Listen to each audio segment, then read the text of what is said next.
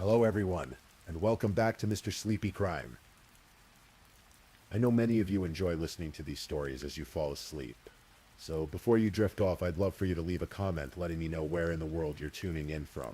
And if you're enjoying the story, don't forget to like and subscribe. It really helps the channel grow. Before we begin, I want to acknowledge that this story involves real people and real tragedies. We tell these stories not for entertainment, but to remember the victims and perhaps help others recognize the warning signs that could prevent similar tragedies. For the best experience, feel free to lower the volume a little, just enough to let the story gently carry you off to sleep. Alright, please get comfortable, dim the lights, and let's dive into tonight's first story. Tonight I'm going to tell you about a case that changed a small Pennsylvania town forever. This is a story about innocence lost on what should have been one of the happiest nights of the year. It's a story that took 13 years to solve, and when the truth finally emerged, it revealed something darker than anyone could have imagined. So as we settle in, let me take you back to October 27, 1992, in Oil City, Pennsylvania. Oil City sits in the northwestern corner of Pennsylvania, nestled along the Allegheny River in Venango County. In 1992, it was the kind of place where neighbors knew each other's names, where children rode their bikes freely through tree-lined streets, and where doors were often left unlocked. The town had seen better days economically, but it retained something precious, a sense of safety, of community, of trust. Halloween was particularly special in Oil City. Every year as October arrived and the leaves turned brilliant shades of orange and red, the town transformed. Jack-o'-lanterns appeared on porches. Storefronts decorated their windows with paper bats and cardboard skeletons, and children counted down the days until they could don their costumes and collect candy from neighbors who greeted them with warm smiles. In the Howe household, excitement was building. Shauna Melinda Howe had been born on July 11, 1981. She was 11 years old that autumn, a bright-eyed girl with dark hair and a shy smile that could light up a room. Those who knew Shauna described her as sweet-natured, perhaps a bit reserved, but always kind. She loved being part of her Girl Scout troop, enjoyed spending time with her family, and like so many children her age, she absolutely adored Halloween. Shauna's parents, Robert Howe and Lucy Brown, had separated, but both remained active in their daughter's life. Shauna split her time between them, and though divorce is never easy for a child, she seemed to handle it well. She had siblings who cared for her, friends who enjoyed her company, and a life that by all accounts was happy and normal. On the morning of October 27th, Shauna woke up with that particular anticipation that only Halloween can bring.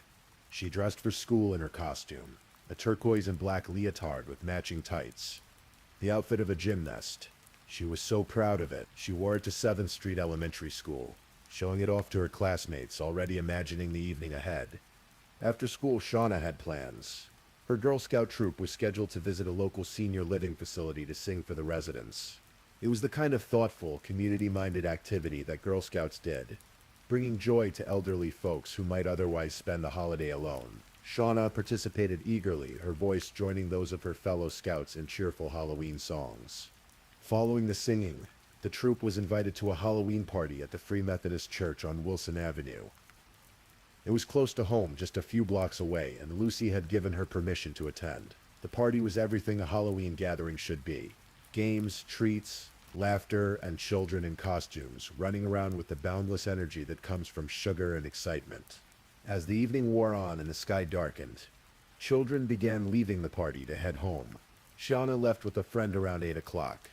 They walked together for a bit, chatting about the party, about their costumes, about nothing in particular. Then they reached the point where they had to go their separate ways. They said goodbye. The friend headed toward her own home, and Shauna continued walking alone toward her mother's apartment. She had only 2 blocks left to go. 2 blocks. A 5-minute walk at most. The apartment where her mother and stepfather John waited was right there, practically within sight. But Shauna Howe never made it home. At approximately the same time Shauna was walking those last blocks, a man named Dan Padden was out on the streets of Oil City.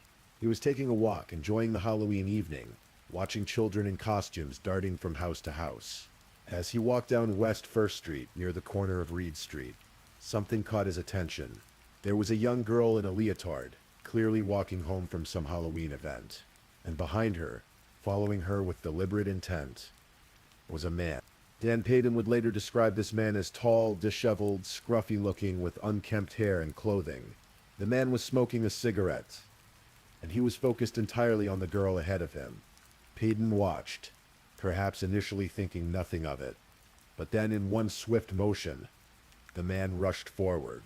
He scooped up the girl, grabbed her around the shoulders, and ran around the corner with her in his arms, where Payton heard a scream. It was cut short, sudden, terrifying. And then, moments later, a small red sedan, boxy in shape, came speeding around the corner. Payton noticed it had Pennsylvania license plates, but couldn't make out the numbers. The car sped away into the darkness. Dan Payton's heart must have been pounding. He ran to the nearest house, pounded on the door, and frantically asked to use the phone.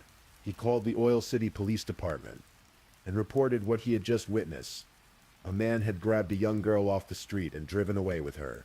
Initially, the police weren't sure what to make of the report. Halloween night brought prank calls, false alarms, overreactions to innocent situations. Could this have been a father playing roughly with his daughter? A staged prank? But Payton was insistent, serious, clearly shaken by what he'd seen. The police said they would look into it. Meanwhile, at the Howe residence, anxiety was growing. Lucy Brown Howe had expected Shauna home by now. She'd been at the church party just down the street. The walk should have taken no time at all. But 8 o'clock became 8:30, then 9, then 9:30. Lucy called her ex-husband, Robert, asking if Shauna had perhaps stopped by his place. She sometimes did that, visiting her father after school, or after events. But Robert hadn't seen her. Lucy called friends, other Girl Scout parents, anyone who might know where Shauna was. No one had seen her since she'd left the party. The worry transformed into something colder, sharper. Something was wrong. Very wrong. At 10 o'clock that night, 2 hours after Shauna should have been home, Lucy Brown Howe called the Oil City Police Department and reported her daughter missing. The police put it together immediately. The girl Dan Payton had seen being grabbed.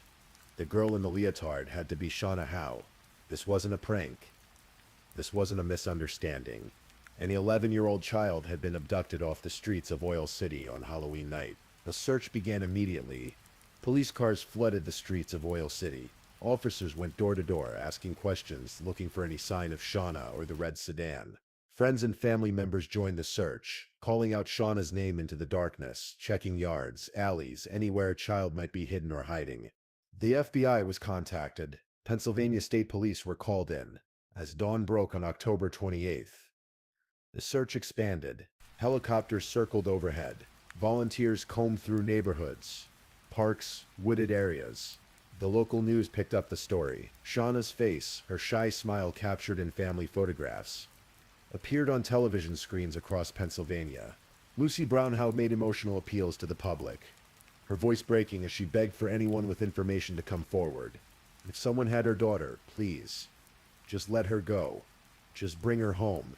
The pain in Lucy's voice was raw, unbearable to hear. A mother's worst nightmare was unfolding in real time, and the entire town was watching it happen.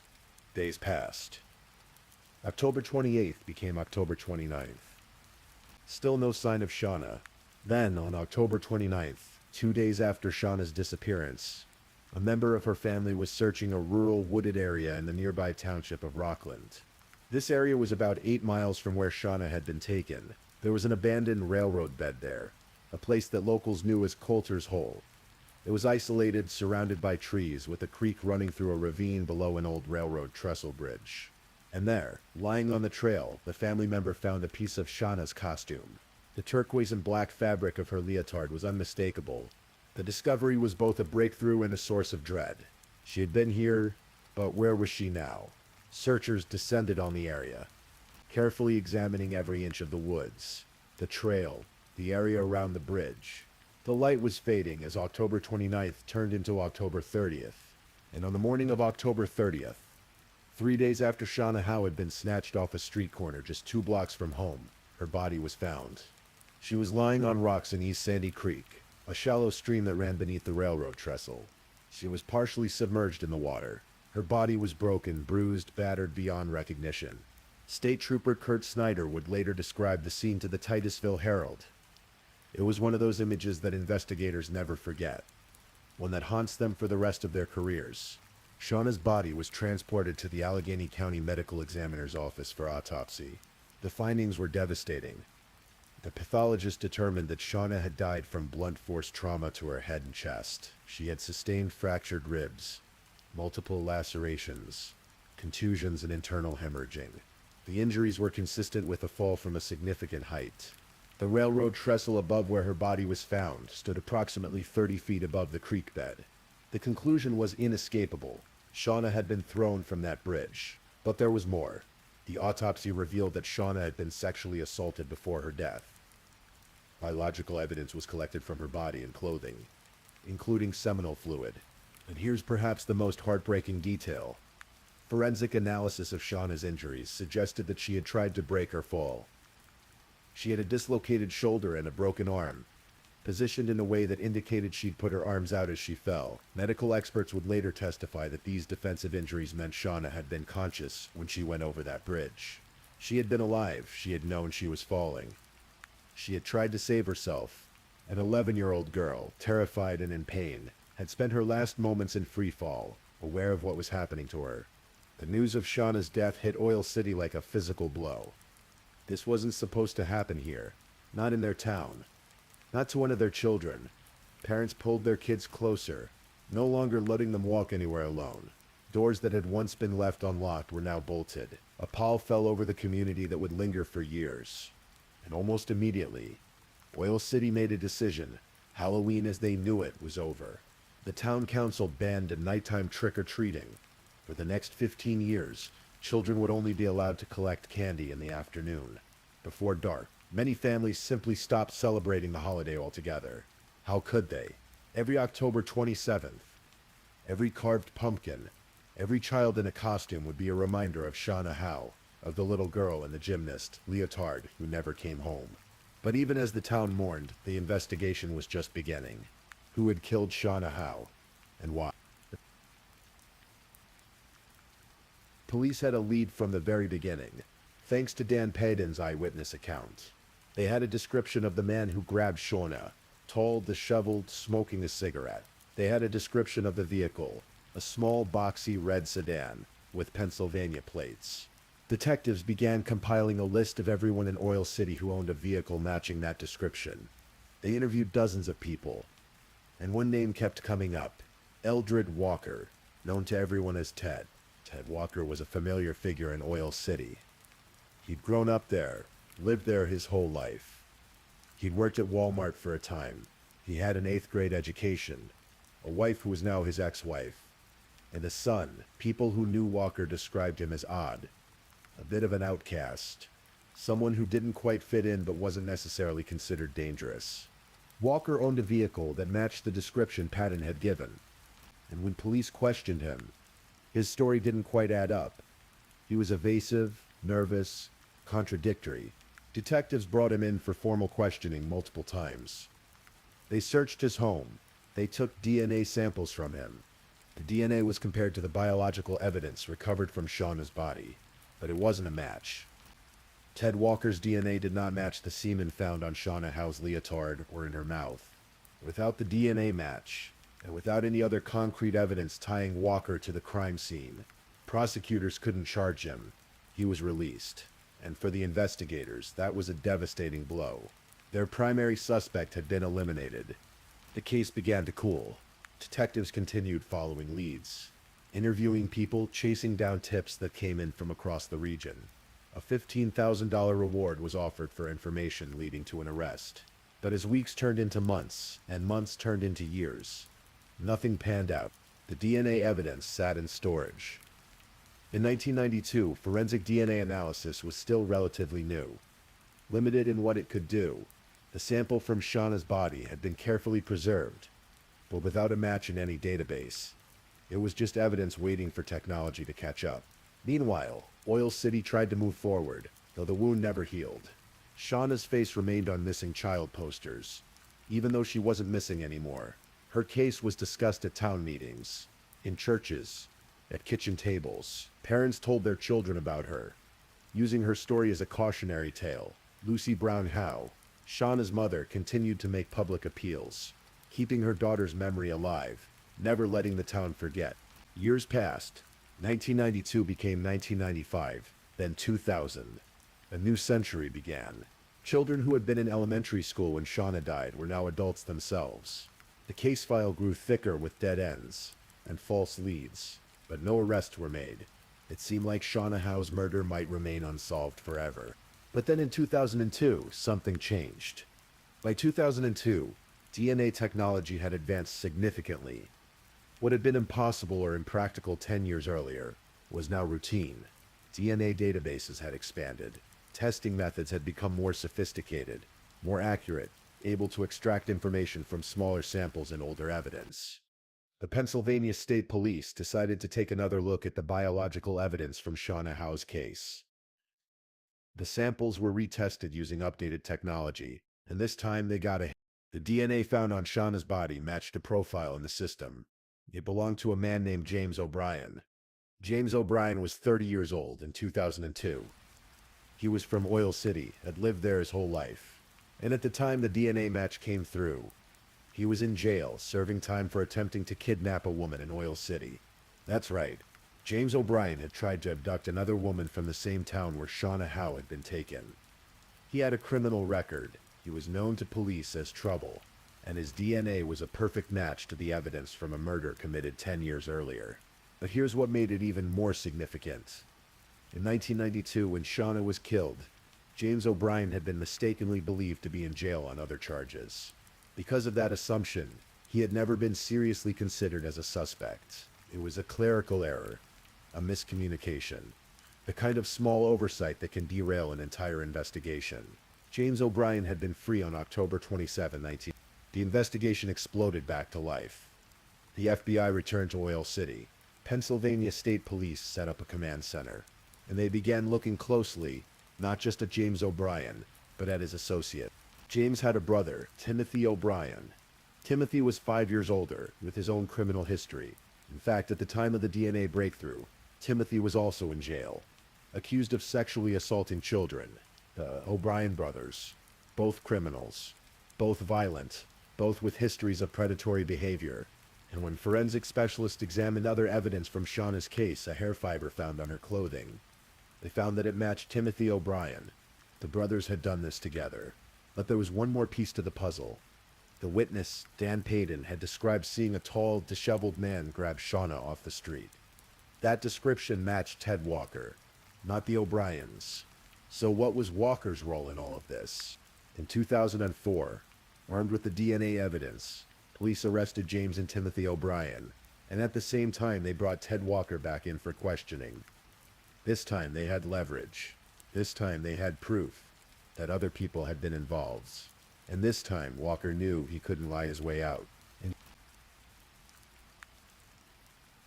July 2004, 12 years after Shauna Howe's murder, Walker finally told the truth.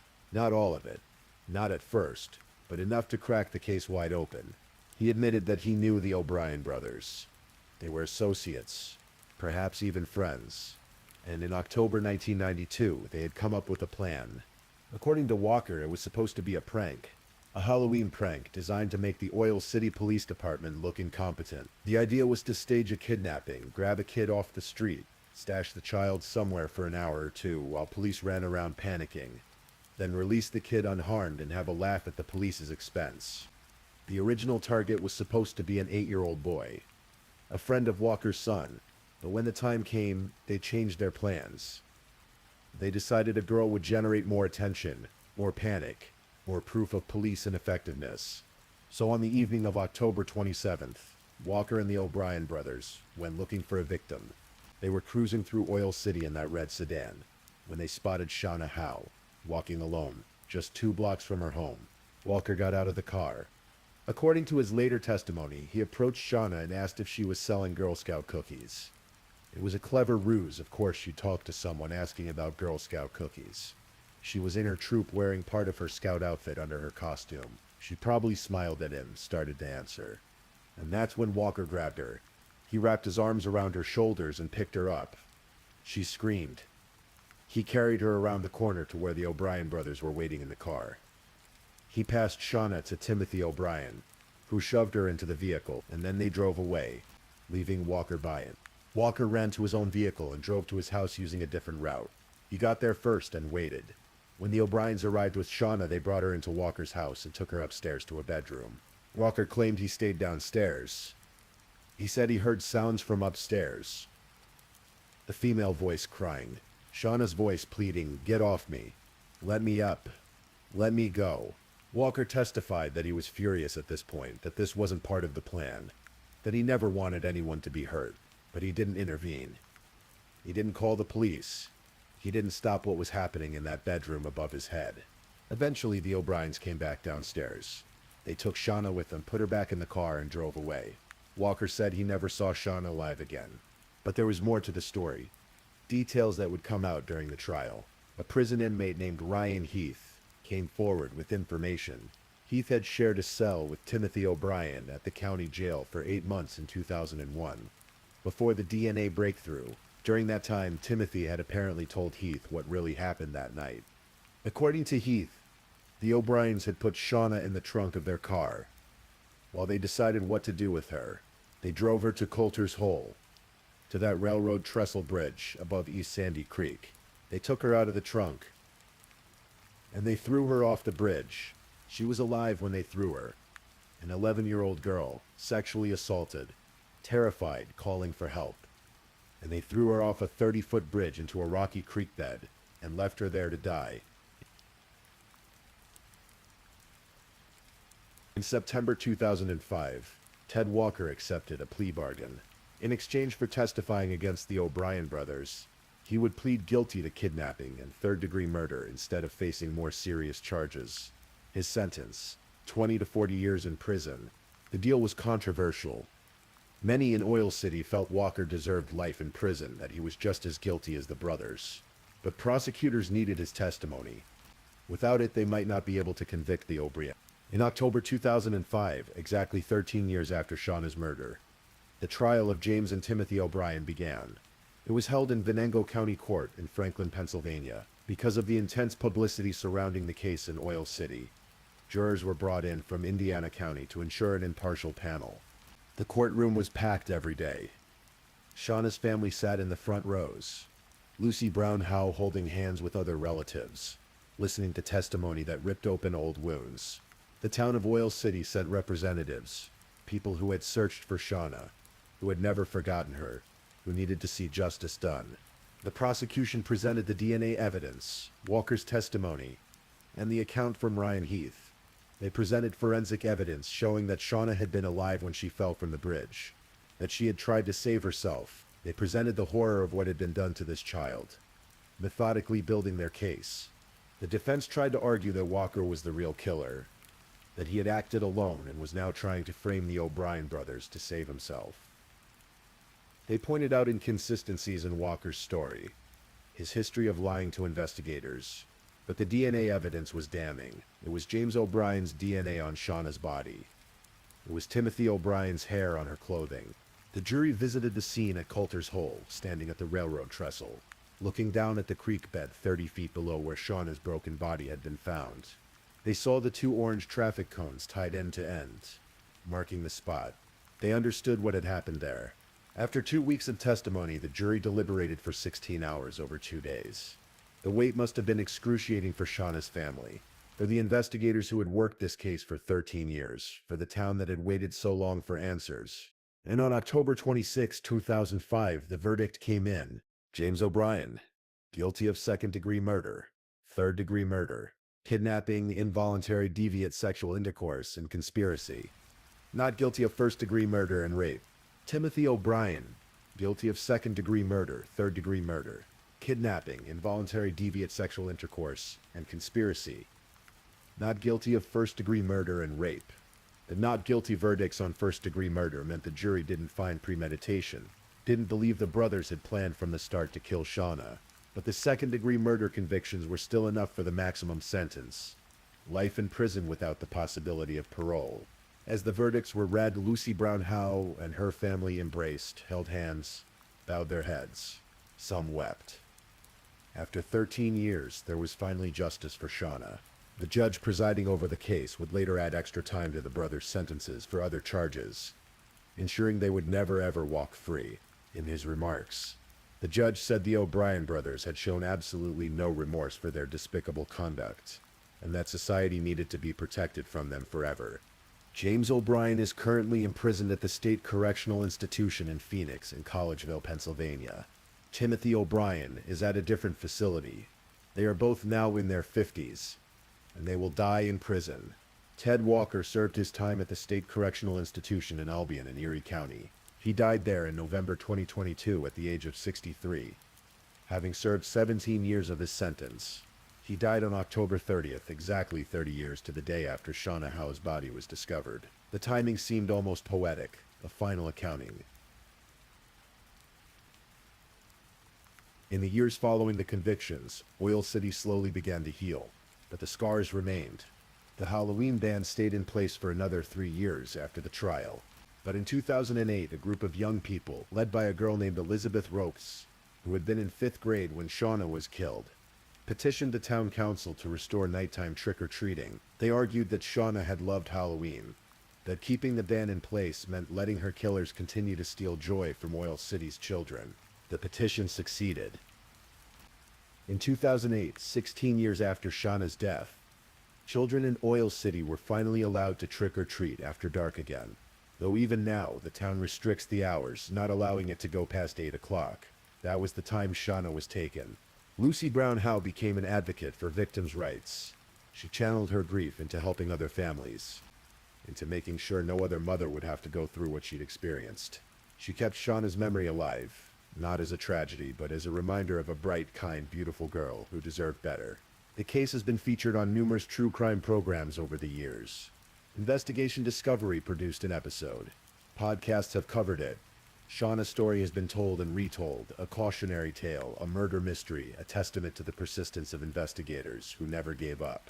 But beyond the crime itself, beyond the investigation and the trial and the convictions, Shauna Howe's case represents something fundamental about innocence and evil. It reminds us that monsters are real, that they live among us, that they can look like neighbors and co-workers and familiar faces. It reminds us that small-town safety is sometimes an illusion, that tragedy can strike anywhere. And it reminds us that even when evil wins, even when innocence is stolen, there are still people who fight for justice. Detectives who work cases for 13 years, refusing to let them go cold. DNA scientists who retest old evidence with new technology. Witnesses who come forward even when it's dangerous. Families who never stop demanding answers. The investigation into Shauna Howe's murder was led by dozens of people over more than a decade. FBI agents, Pennsylvania State Police troopers, local cops from Oil City, forensic specialists, prosecutor. One retired FBI agent would later say that the Shauna Howe case was the one that defined his career. The one he thought about most, the one he'd never forget. Because some cases stay with you. Some victims become more than just names in a file. Shauna Howe was 11 years old. She was walking home from a party. She was 2 blocks from safety. And 3 men decided to destroy her life for no reason beyond cruelty and their own twisted gratification. Even now, years after the convictions, some questions remain unanswered. Did Ted Walker tell the whole truth? He maintained until his death that he didn't know the O'Briens were going to hurt Shauna, that it was supposed to be just a prank. But he heard her crying in his house. He heard her begging them to stop, and he did nothing. How culpable was he? Should he have received a harsher sentence? What really happened in those hours between when Shauna was grabbed off the street and when she was thrown from the bridge? The full details were never made public, likely to spare the family additional anguish. But the autopsy report and trial testimony paint a horrifying picture of a child's final hours. Why did they do it? The prank explanation never quite made sense. Even if they'd initially intended just to grab someone as a Halloween joke, why did it escalate so catastrophically? What kind of people decide to sexually assault and murder a child? The psychological profiles of the O'Brien brothers suggest they were predators. Men who'd already demonstrated violent tendencies, particularly toward vulnerable people. But the specific motivation for what they did to Shauna may never be fully understood. And perhaps the most haunting question, could it have been prevented? The DNA match that broke the case in 2002 relied on technology that didn't exist in 1992. But James O'Brien had a criminal record. Even then, Timothy O'Brien was known to police. If they'd been investigated more thoroughly at the time, if someone had connected the dots, could Shauna have been the last victim instead of one of many? These are the questions that keep investigators up at night. The what-ifs and maybes that haunt anyone who works cases involving children. Today, Shauna Howe would have been 43 years old. She would have graduated high school in 1999, college in 2003. She might have had a career, a family of her own, children who called her mom. She might have stayed in Pennsylvania, or moved away to explore the world. She might have done anything, been anyone, lived a full and happy life. Instead, her life ended at 11 on a rocky creek bed beneath a railroad bridge, alone and in pain. But her memory endures. In Oil City, there are memorials to Shauna. Her case is taught in criminal justice courses as an example of how DNA technology can solve cold cases. Her story has prompted legislative changes in Pennsylvania regarding child safety and victim notification. And every October 27th, people in Oil City remember, they light candles. They visit the spot where she was taken. They think about the little girl in the gymnast costume who just wanted to walk home from a party. Lucy Brown Howe has said that while justice was served, nothing can fill the hole left in her heart. She would rather have her daughter than have the men who killed her behind bars. But since she can't have that, she takes comfort in knowing they'll never hurt another child. The case of Shauna Howe teaches us several things. It shows us the importance of preserving evidence, even when a case seems unsolvable. That DNA from 1992 sat in storage for a decade before technology caught up and identified the killers. Every piece of evidence matters. Every case deserves to be preserved. It shows us that witnesses are crucial. Tan Peden, the man who saw Shauna being grabbed, provided the description that eventually led to Ted Walker. Without his willingness to get involved, to call police, to report what he saw, the investigation might never have gotten off the ground. It shows us that time doesn't heal all wounds. The families of murder victims carry their grief forever. 13 years passed between Shauna's death and her killer's convictions. And every one of those years was agony for Lucy Brown Howe and her family. And it shows us that evil exists. It exists in small towns and big cities, in familiar faces and strangers, in people who seem normal and people who seem off. We want to believe that places like Oil City are safe, that children can walk 2 blocks home without fear. But the truth is more complex, more frightening. The truth is that we must be vigilant, must protect the vulnerable, must never assume that it can't happen here, because it can happen anywhere. It happened in Oil City, Pennsylvania on October 27th. It happened to Shauna Howe. The story of Shauna Howe is one of the most tragic cases in Pennsylvania's history.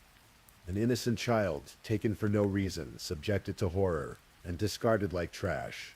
3 men whose actions destroyed not just one life but wounded an entire community. But it's also a story about perseverance, about investigators who refused to give up, about a mother who demanded justice, about a town that came together in grief and eventually in healing. Shauna's case was solved. Her killers were caught. They will never walk free. In a world where so many crimes go unpunished, where so many families never get answers. That counts for something. Tonight, as you drift off to sleep, perhaps think about Shauna Howe. Not about her death, but about her life. About the bright-eyed girl who loved Halloween, who sang with her Girl Scout troop, who was excited about a party and a costume and all the simple joys of childhood. Remember her as she was, not as she became. Remember her smile. Remember her name. Shauna Melinda Howe, July 11, 1981, to October 27, 1992. 11 years old. Taken too soon. Never forgotten. If this is your first time listening to one of our true crime stories, welcome to Mr. Sleepy Crime, where we explore these cases in a calm and respectful way. I also want to take a moment to appreciate my amazing subscribers who've been rocking with me. Thank you so much for your continued support. If you're still awake and listening, don't forget to drop a comment. Let me know where you're tuning in from and the current time in your corner of the world. Or just say something to let me know you're still here. And if you haven't already, be sure to like this video and subscribe so you don't miss our next true crime stories for sleep. Now let's move on to our second story.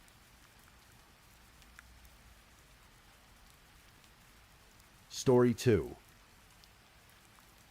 Tonight's story takes us to Denver, Colorado, in the summer of 2020. It's a tale that spans generations, connecting the horrors of America's most infamous murder case to a quiet apartment building on Oneida Street. This is the story of Ariana Wolk, a single mother whose life was cut tragically short, carrying with it the weight of a dark family history that began over 50 years before. Let me take you back to September 26, 1979. The Sierra foothills of Northern California, on a street with the hopeful name of Easy Street in Penn Valley, a baby girl came into the world. Her name was Ariana Jean Wolk, and she was born at home with the help of a local midwife named Penny Jean. Those who knew Ariana as a child remember her as happy and sweet, with a natural kindness that seemed to radiate from her. She attended the Mariposa School in Cedar Ridge, one of the original Waldorf schools in that community, where education focused on creativity and holistic development. The mountains, forests, and rivers of Northern California weren't just her backyard. They were woven into the fabric of who she was. Even years later, when she no longer lived there, her heart remained tethered to those Sierra foothills. She returned whenever she could, drawn to the county fairs, the festivals, rushing rivers, and the towering pines. Ariana's mother was Suzanne Struthers LaBerge, who had married Henry Wolk in Los Angeles in November 1976. But behind this seemingly ordinary family life lay an extraordinary trauma. When Suzanne was just 21 years old, she had walked into her mother and stepfather's home and discovered a scene of unspeakable horror. On August 10, 1969, Suzanne found the bodies of her mother, Rosemary LaBianca, and stepfather, Lino LaBianca. They had been murdered the night before by members of the Manson family. The weight of that discovery never truly left Suzanne, and though she tried to build a life away from that darkness, though she moved north and raised her children in the peaceful foothills, the shadow of that night in Los Angeles followed her family like an inheritance no one wanted. Ariana grew up and moved through her teenage years in Carpinteria, a small coastal town in Southern California. Friends from that time remember her as stunningly beautiful and genuinely kind. She attended Loyola Marymount University in Los Angeles, following in many ways the geographic footsteps of her family's history, though perhaps not by conscious choice. Somewhere along the way, Ariana became a mother herself. Her son Xander became the absolute center of her world. Those close to her would say that being a mother gave Ariana a sense of purpose, a joy that outshone everything else in her life. She was a single mother, navigating the challenges that come with raising a child alone, but friends described her as devoted, loving, and fiercely protective of her boy. But life, as it often does, became complicated. Ariana found herself in Denver, Colorado, far from the mountains and rivers of her childhood.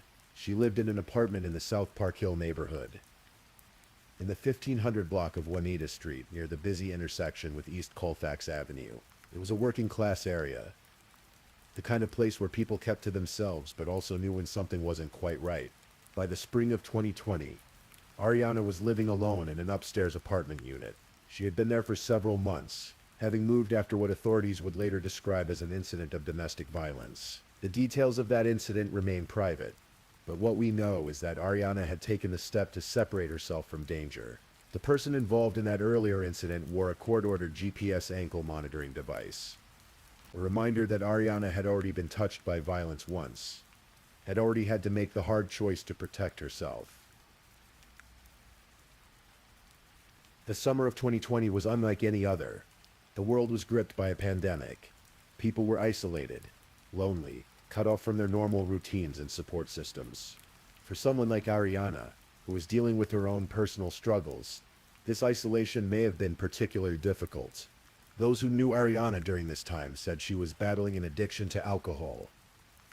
It's a painful detail, but an important one, because it helps us understand how vulnerable she was in those final weeks of her life. A friend who had known Ariana for a couple of weeks had been staying in her apartment on and off, trying to help her battle her addiction. This friend would later tell police that when Ariana drank, she sometimes invited strangers into her home. Transients, people she didn't really know. It was a dangerous pattern, one born perhaps from loneliness, from the need for connection in a time of profound isolation. or from the impaired judgment that comes with addiction. Those close to Oriana were worried about her. They could see she was in a fragile state, both physically and emotionally. One of those people who appeared in Ariana's life during this time was a young man named Jose Maria Sandoval Romero. He was 24 years old, 16 years younger than Ariana. How exactly they met isn't entirely clear from the public records, but surveillance footage would later show them together in the area of East Colfax Avenue and Monaco Street. Friday, July 3rd, 2020, started like many other days in that apartment building on Oneida Street. The weather was warm, as it typically is in Denver in early July. People were going about their lives, preparing perhaps for the 4th of July weekend ahead. Around 4 or 5 o'clock that afternoon, a neighbor heard something that made her look out her window. It was the sound of someone falling, or perhaps being pushed, down the outdoor stairs. When she peered out, she saw Ariana Walk on the ground at the bottom of the stairs. Standing in the doorway above was a young man with black hair. Ariana needed help getting back up to her apartment. She was injured, or drunk, or both. The neighbor watched as the young man helped her inside. Later that evening, that same young man came to the neighbor's door. He asked if she wanted to smoke marijuana with him. The neighbor declined, but she noticed something in his demeanor, something in the way he spoke. He told her that Ariana had been threatening to hurt herself. It was an odd thing to say to a neighbor you barely knew. The man then returned to Ariana's apartment. The evening wore on. The sun began to set over Denver's skyline. Somewhere between 8:15 and 8:30 p.m., another neighbor saw the young man again. This time shirtless, walking around in the backyard of the apartment building. The hour was significant because it would turn out to be somewhere between 30 and 45 minutes before Ariana Walk's body was discovered. Just after 9 o'clock that night, Ariana's friend, the one who had been staying with her to help with her addiction, returned to the apartment. When he walked in, he found a scene that would haunt him forever. Ariana was lying in her bed, unresponsive, in a pool of blood. She had suffered sharp force injuries to her neck, multiple stab wounds that had ended her life. Her arms and hands bore defensive wounds, indicating she had tried to fight off her attacker. She had struggled. She had tried to survive. The friend called 911. Denver police officers and paramedics rushed to the scene, arriving shortly before 5:45 a.m. on July 4th. Though the timestamp seems inconsistent with the timeline, suggesting perhaps the confusion of that terrible night. When first responders entered that apartment, they knew immediately that there was nothing they could do. Ariana Jean Walk was pronounced dead at the scene. She was 40 years old. The Denver Police Department's homicide unit took over the case immediately. The medical examiner would later rule Ariana's death a homicide, though that was obvious from the moment investigators saw the scene. The question wasn't how she died, it was who had killed her. Investigators immediately looked at the ex-partner, the one involved in the earlier domestic violence incident, but his GPS ankle monitor provided him with an ironclad alibi. The data showed he hadn't been anywhere near Ariana's apartment that day. He had in fact met up with Ariana at a Walgreens earlier in the day, but then gone his separate way. Detectives turned their attention to the neighbors' descriptions of the young man, with black hair who had been seen with Ariana throughout the afternoon and evening. They began pulling surveillance footage from the area, hoping to identify this mysterious figure. The breakthrough came when they found video from the night of the murder. It showed Ariana Walk walking with a young man.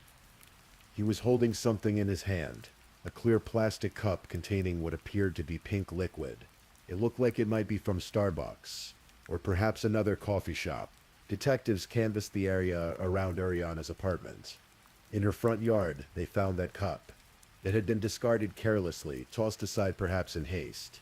The cup became the key piece of physical evidence in the case.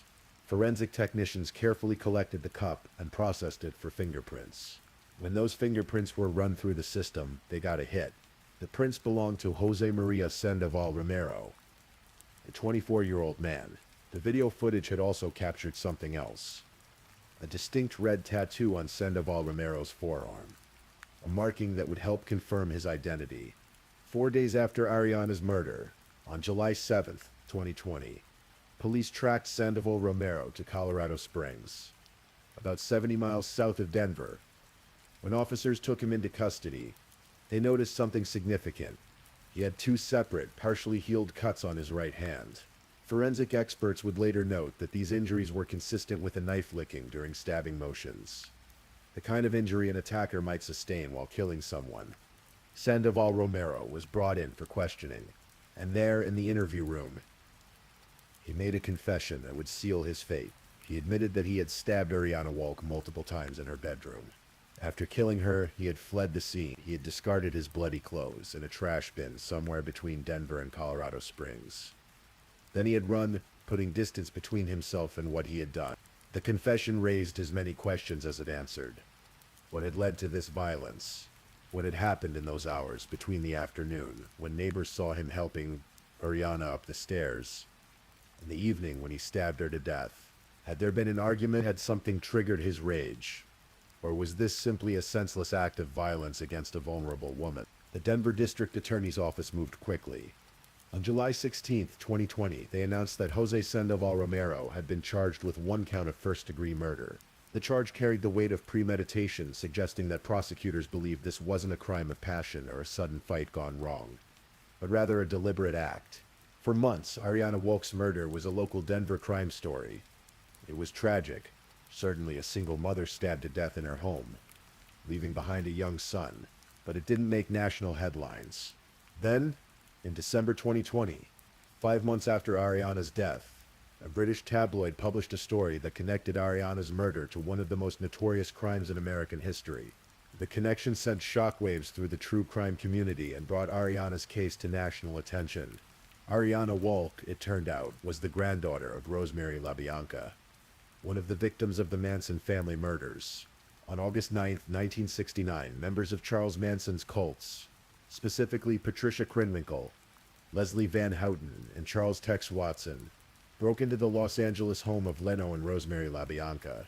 The LaBiancas had just returned from a trip. They had no idea that earlier that same night, other members of Manson's followers had murdered actress Sharon Tate and 4 others at a house on Cielo Drive. Manson himself entered the LaBianca home first and tied up the couple. Then he sent his followers in to complete the killing. Leno and Rosemary were separated. Rosemary taken to the master bedroom. Leno left in the living room. Both had pillowcases secured over their heads with lamp cords. What followed was a frenzy of violence. Leno LaBianca was stabbed multiple times, and the word war was carved into his abdomen. Rosemary fought desperately for her life, using the lamp still attached to the cord around her neck as a weapon. But she was overpowered. She was stabbed 41 or 42 times, many of the wounds inflicted after she was already dead.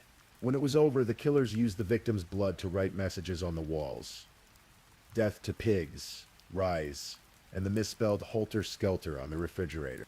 The next morning, Rosemary's daughter, Suzanne, Ariana's mother, arrived at the house with her teenage brother, Frank. They discovered their parents' bodies. The trauma of that discovery never left Suzanne. She was just 21 years old, barely an adult herself. The parallels between Rosemary LaBianca's murder and Ariana Walk's murder were impossible to ignore. Both women were stabbed to death in their own homes. Both fought back, Rosemary with a lamp, Ariana leaving defensive wounds on her arms and hands. Both were killed by someone who entered their personal space, someone who turned a place of safety into a scene of horror. The comparison wasn't lost on those who knew the case. Maya Halverson Baldwin, a high school friend of Ariana's, told reporters, "Ariana was a beautiful, sweet person, loving mother to her son Xander, and a stunningly gorgeous girl in our small seaside town. To hear of her murderous death was an absolute gut punch. Her poor son, her last moments, the terror she must have felt, all gripped my mind. Her death is shocking and tragic. It's hard for me to even visualize what happened. She was a tall, strong woman, but there was something even more haunting in the timing. Just weeks before Ariana's murder made national headlines, California Governor Gavin Newsom had reversed parole for Leslie Van Houten, one of the killers who had participated in Rosemary LaBianca's murder. Van Houten had been 19 years old in 1969 when she helped stab Rosemary to death.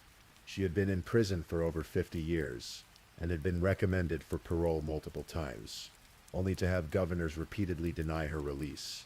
The news that Rosemary's granddaughter had been murdered, and in such a similar fashion, seemed to underscore the argument that the Manson family killers should never be released.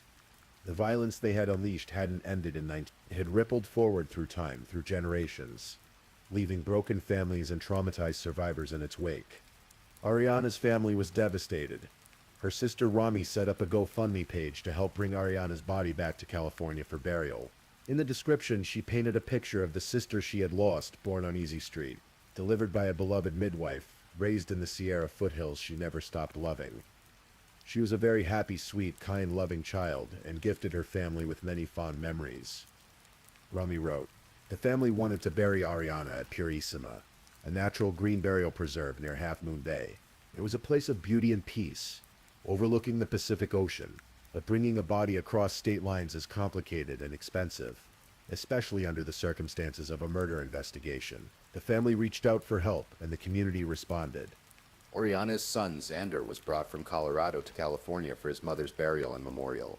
He was the joy of her life, the one thing that had given her purpose and hope. Now he would have to grow up without her, just as Oriana's mother had grown up with the knowledge of what had happened to her own mother. Another GoFundMe was set up specifically as a trust fund for Xander. The goal was to provide some financial security for a boy who had lost everything. His mother, his home, his sense of safety in the world. As of the court records available, Jose Sandoval Romero was scheduled for multiple court appearances, starting with his second advisement on July 17, 2020. The case moved through the legal system, though much of the proceedings remained sealed from public view as the investigation continued. The question everyone wanted answered was simply why. What had motivated a 24-year-old man to brutally murder a 40-year-old woman he had apparently just met? Was it drugs? Was it money? Was it simply the dark impulse of a violent person who saw an opportunity? Some speculated that Ariana's vulnerabilities, her addiction, her isolation, her pattern of inviting strangers into her home, had made her a target. Others wondered if there was some connection between Sandoval Romero and the earlier domestic violence incident, though investigators found no evidence of that. The truth, if Sandoval Romero knows it, remains largely unspoken. His confession was straightforward. He stabbed her, he ran, he tried to escape, but the why, the human motivation behind such violence, remained elusive. There's a temptation, when telling stories like this, to draw grand conclusions about fate and destiny, to suggest that Ariana was somehow doomed by her family history, but that would be both unfair and untrue. Ariana Wolk was not her grandmother's murder. She was not defined by what happened in Los Angeles in 1969. She was a woman who loved the mountains and rivers of Northern California. She was a mother who adored her son.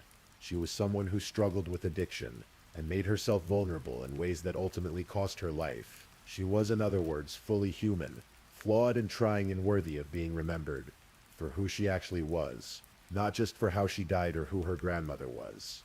But the connection to the Manson murders does raise uncomfortable questions about the nature of trauma and how it moves through families.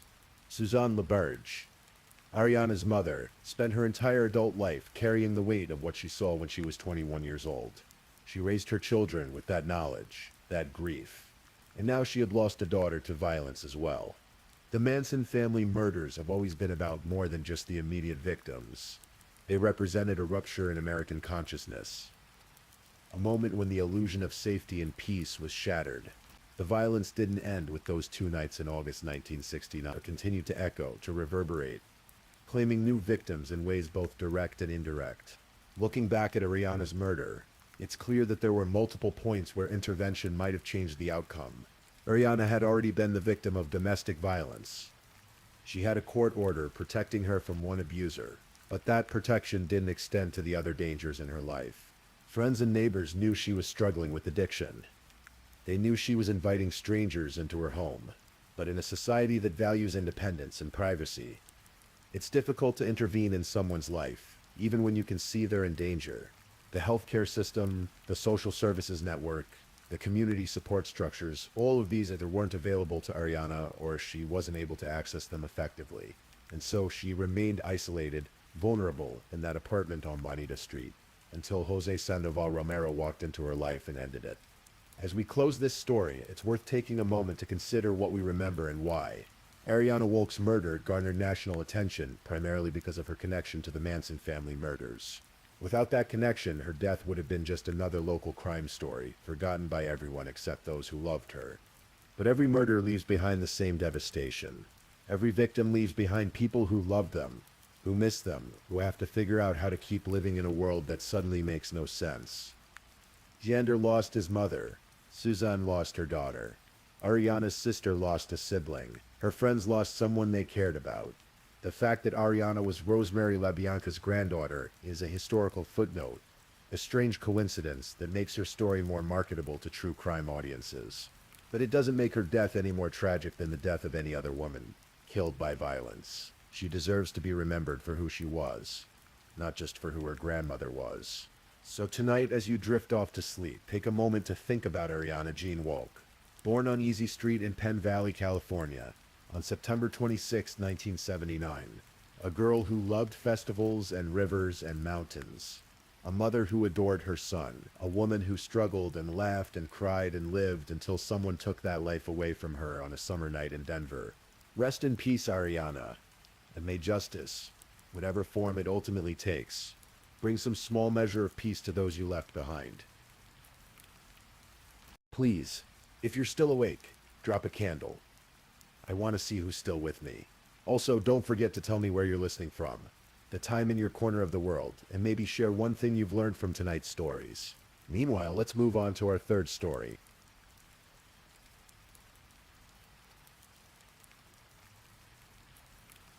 Story 3. Tonight I want to tell you about a story that reminds us why it's so important to speak up when something doesn't feel right. This is the story of Alicia Bromfield, a young woman who had her whole life ahead of her, and how one terrible night changed everything for her family and eventually for countless others across the country. So as we settle in, let me take you back to August of 2012 to a place called Plainfield, Illinois. Alicia Bromfield was 21 years old in the summer of 2012. Born on August 28, 1990, in Will County, Illinois, she was the kind of young woman who radiated energy and possibility. Her friends described her as strong-willed, always ready to help others, the kind of person who lit up a room just by walking into it. She had graduated from Joliet Catholic Academy and was now attending Western Illinois University, pursuing a double major in forensic psychology and criminal justice. She was just one semester away from graduation. One semester. After years of hard work, late nights studying, balancing work and school, she was so close to achieving her dreams. But Alicia wasn't just focused on her education. She was also preparing for something else, something that filled her with equal parts excitement and determination. She was 6.5 months pregnant with a baby girl she'd already named Ava Lucille. The pregnancy wasn't planned. The father, someone she'd met in college, had made it clear he didn't want to be involved. But that didn't discourage Alicia. She was going to be a single mother, and she was ready for it. Her mother, Sherry Anijich, remembered telling her daughter, "Alicia, you're going to be 2 peas in a pod with your daughter," and she believed it. Alicia was the type of person who, when faced with a challenge, didn't back down. She faced it head on. To prepare for Ava's arrival, Alicia had been carefully managing her finances. She worked for Grand Flower Growers, a company that supplied floral displays to Home Depot stores. It was seasonal work, which meant she would have paid winters off. Perfect timing for when the baby would arrive. She couldn't afford to lose that job. As a young woman about to become a mother, she needed the stability, the health benefits, the security that came with steady employment. But there was a problem at work, a big problem. And his name was Brian Cooper. Brian Cooper was 36 years old. In 2012, he worked as a regional manager for Grand Flower Growers, overseeing multiple Home Depot locations in northern Illinois. On paper, he was Alicia's supervisor, but in reality, he was something far more sinister. Alicia had known Brian for years. She'd started working at Home Depot when she was just 16 years old, stocking flower displays in the garden center. Back then, Brian seemed like just another boss, someone she'd have to deal with as part of the job. But over time, something changed. Brian's interest in Alicia became increasingly inappropriate, increasingly possessive, increasingly dangerous. It started with small things, comments that made her uncomfortable, the way he'd look at her, how he'd find excuses to be near her, to talk to her, to insert himself into her life. He began calling her his girlfriend to other employees, even though they had never dated, even though Alicia had made it clear she wasn't interested in him romantically. But Brian didn't seem to care what Alicia wanted. His behavior escalated. He would call and text her outside of work hours, pretending he needed to discuss work-related matters, but really just wanting her attention. He would force her to accompany him on business trips. On one occasion, he insisted they share a hotel room. At work, in front of customers and coworkers, Brian would scream obscenities at Alicia. He called her vile names, slut, whore, words that no one should have to hear, especially not in a professional environment. He would throw things, slam garden center equipment around the parking lot in fits of rage, all while yelling at her. If he thought she was going to spend her lunch break with another man, he would deny her the break entirely. He was controlling her, monitoring her, both during work hours and outside of them. And Alicia wasn't Brian's first victim. Before her, there had been Jessica, a recent high school graduate who had also worked in the garden center. Brian had fixated on Jessica first, introducing her as his girlfriend, making comments about his genitals, rubbing himself against her, forcing her to take road trips alone with him while he made sexual comments. Jessica had complained to her group leader, who admitted that other employees had also complained about Brian, and that even she felt uncomfortable working with him. But nothing substantial was done. Eventually, Jessica quit. She simply couldn't take it anymore. After Jessica left, Brian turned his full attention to Alicia.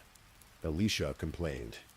She complained multiple times to managers and supervisors. She told them about Brian's behavior, about the verbal abuse, the intimidation, the way he made her feel unsafe. She specifically said she never wanted to be alone with him. The managers acknowledged they knew about his behavior. They knew. One of them even ordered Brian to attend anger management classes. But here's the thing. Brian never completed those classes, and nobody followed up to make sure he did. Nobody checked. Nobody enforced any real consequences. Brian was allowed to remain as Alicia's supervisor, continuing to wield power over her employment, over her livelihood, over the job she desperately needed as a soon-to-be single mother. This went on for 5 years. 5 years of escalating harassment, escalating control, escalating fear.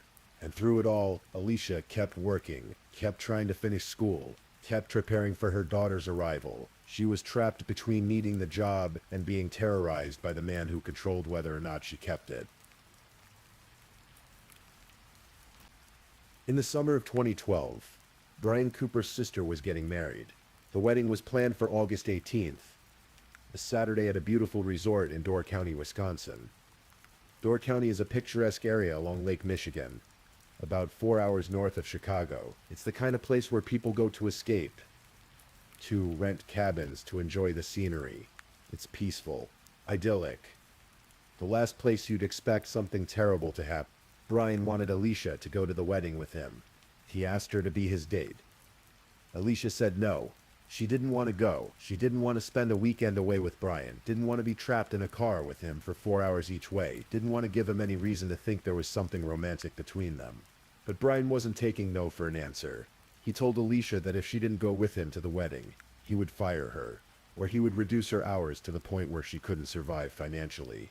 He threatened her job, her livelihood, her ability to provide for her unborn child.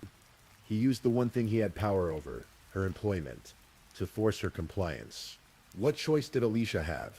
She was 7 months pregnant. What other employer would hire her in that condition? She needed this job. She needed the income, the health insurance, the paid winter leave that would come right when Ava was born. So despite every instinct telling her not to go, despite the fear she must have felt, Alicia agreed.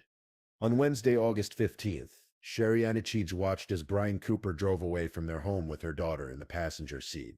It was the last time Sherry would see Alicia alive. Years later, she would recall that moment, with the particular agony that comes from not knowing, from waving goodbye to someone you'll never see again, from the crushing weight of hindsight. Alicia and Brian made the 4-hour drive to Door County. Brian had booked them a room at the Sand Bay Beach Resort. Just one room. For both of them. Even though they weren't dating, even though Alicia had made it clear multiple times that she didn't want to be alone with him. The wedding took place on Saturday, August 18th. It was an outdoor ceremony, beautiful by all accounts. There are photographs from that day, photographs that would later be examined as evidence, analyzed by investigators, shown in court. In one of those photos, Alicia and Brian stand together among the wedding guests.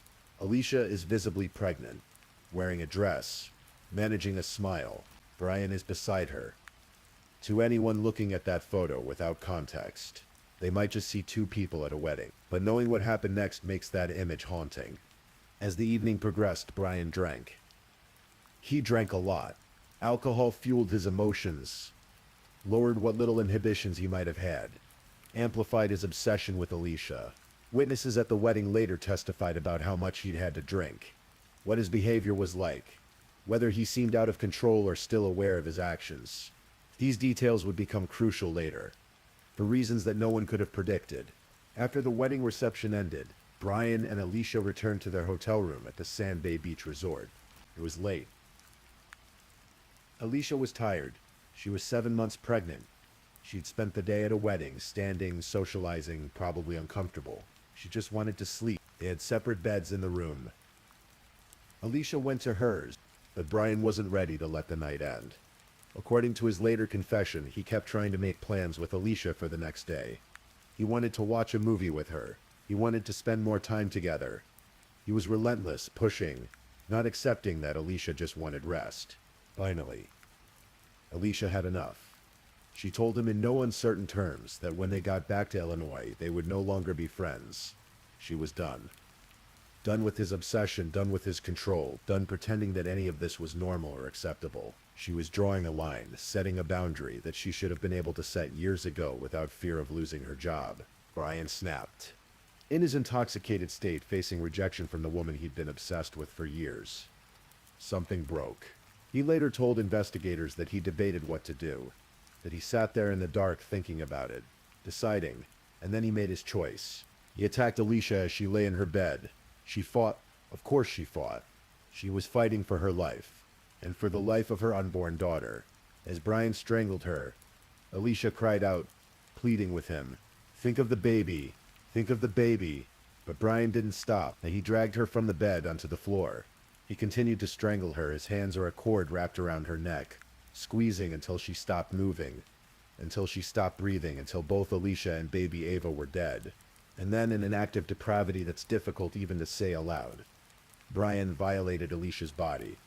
He removed her clothing. He sexually assaulted her corpse.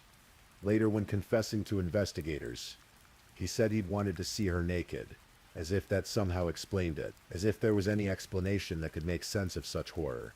Afterward, Brian placed a pillow under Alicia's head and partially covered her body, a grotesque mockery of care after such violence. He would later claim he tried to kill himself after what he'd done. He said he attempted to drown himself in Lake Michigan, but couldn't go through with it. He slept in the bathtub that night. The next morning, Sunday, August 19th, Brian Cooper walked into a convenience store. His clothes were soaking wet. He approached the clerk and asked to use the phone. He needed to call 911. He said he had a murder to report. The call came through to 911 at around 10 in the morning. The operator answered, probably expecting a typical emergency, maybe a car accident, a medical issue, something normal for a Sunday morning in a resort town. Instead, Brian Cooper calmly told her he wanted to report a murder. The victim was Alicia Bromfield, his co-worker. He was calling from a gas station. The body was back at the Sand Bay Beach Resort, in their hotel room. The operator asked him the question you'd expect. Did he know who killed her? I did, Brian replied. He told the operator it was intentional, that he'd done it on purpose, but then he said something strange. I'm a good person besides what I did last night. Alicia's family is going to flip. Everyone is going to flip. Door County Sheriff's deputies arrived at the gas station within minutes. They found Brian there, still soaking wet, and arrested him. He didn't resist. He didn't try to run. He went with them to the police station and gave a full confession. He told them everything.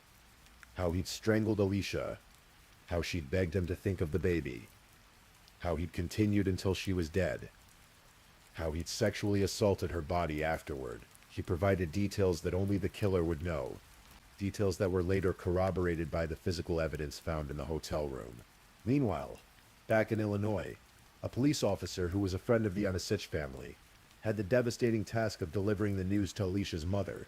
Sherry Anasich opened her door to see him standing there with tears in his eyes, and in that instant she thought maybe there'd been a car accident on the drive home. But the truth was so much worse. There's been a homicide, he told her, and just like that, Sherry's life changed. You would think that with a full confession, with physical evidence, with Brian Cooper's own detailed account of killing Alicia and sexually assaulting her body, that justice would be swift and certain. But that's not what happened. Brian Cooper was charged with 2 counts of first-degree intentional homicide. One for Alicia and one for her unborn daughter, Ava Lucille. And 1 count of third-degree sexual assault. Despite his confession, he pleaded not guilty. His defense strategy: voluntary intoxication. His attorneys argued that Brian had been so drunk at the wedding and afterward that he was incapable of forming the intent to commit murder. Essentially, they claimed he was too drunk to know what he was doing, too drunk to understand that killing someone was wrong. The jury deliberated.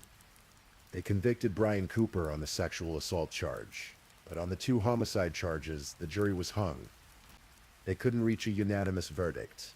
Some jurors apparently believed that Brian had been too drunk to form intent, that the intoxication defense had merit. A hung jury meant a mistrial on the murder charges.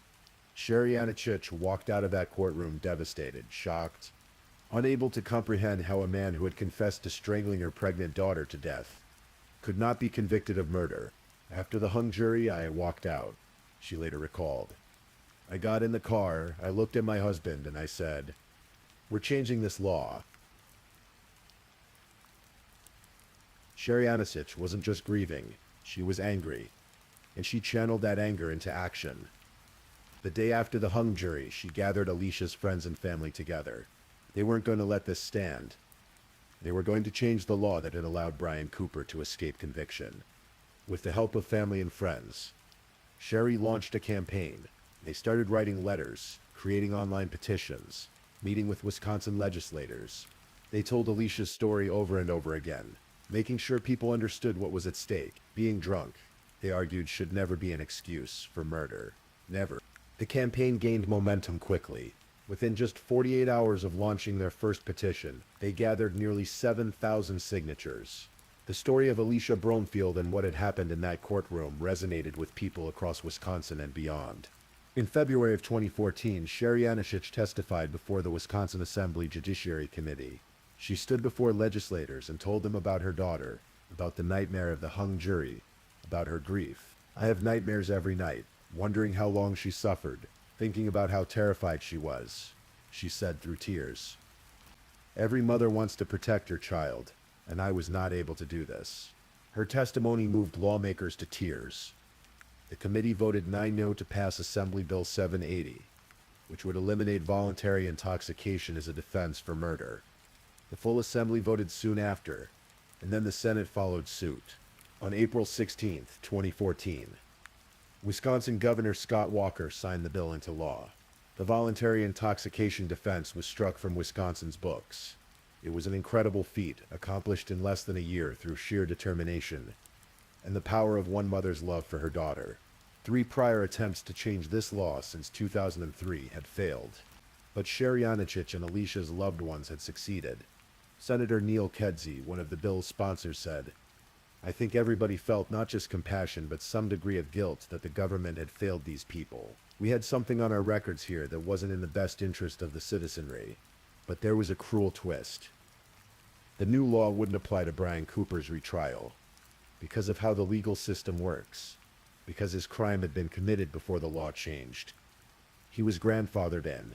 He could still use the voluntary intoxication defense in his second trial. Even so, Sherry knew that changing the law mattered. It would protect future victims.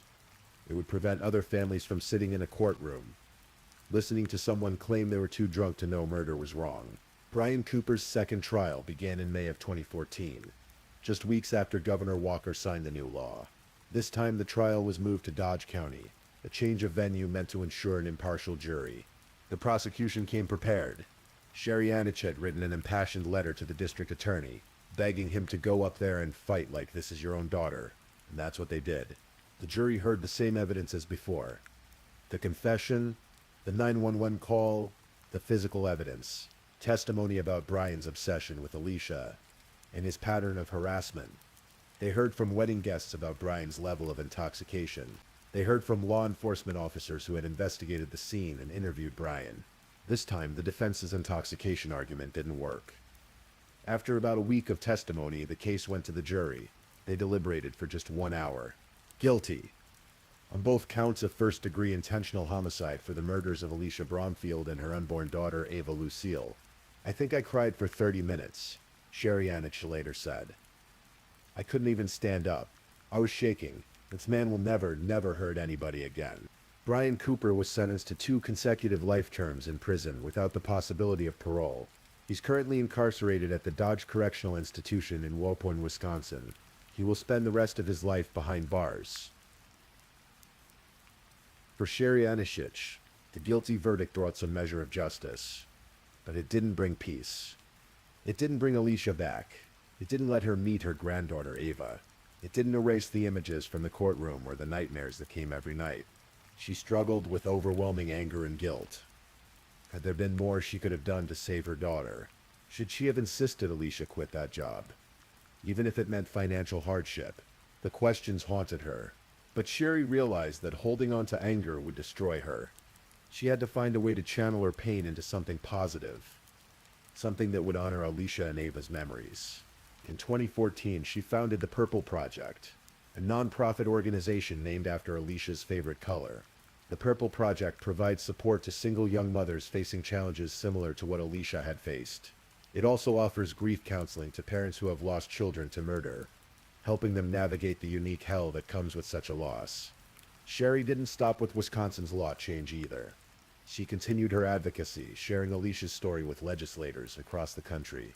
Her efforts contributed to 31 additional states examining and changing their own voluntary intoxication laws.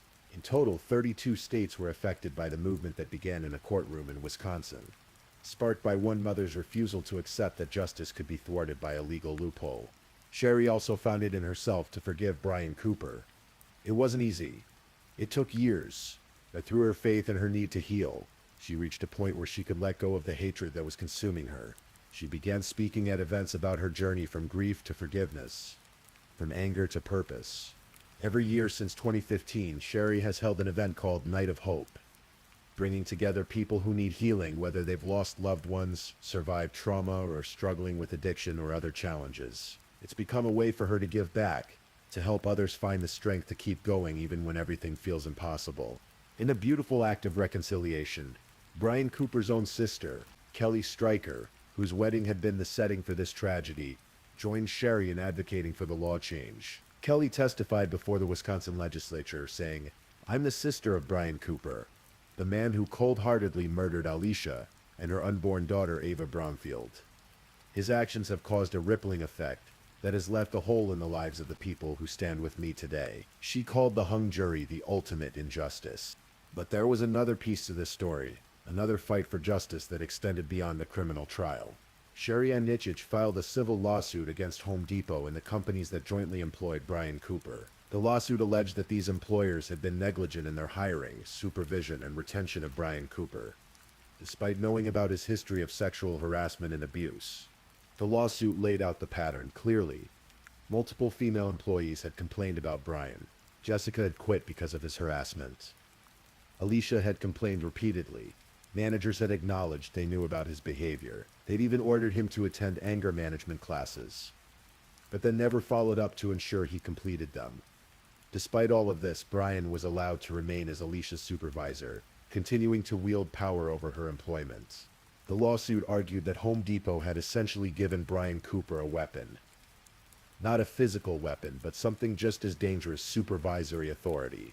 He'd used that authority to threaten Alicia's job if she didn't go to the wedding with him. He'd used his power as her boss to force her into the situation that led to her death. Initially, a federal district court dismissed the lawsuit.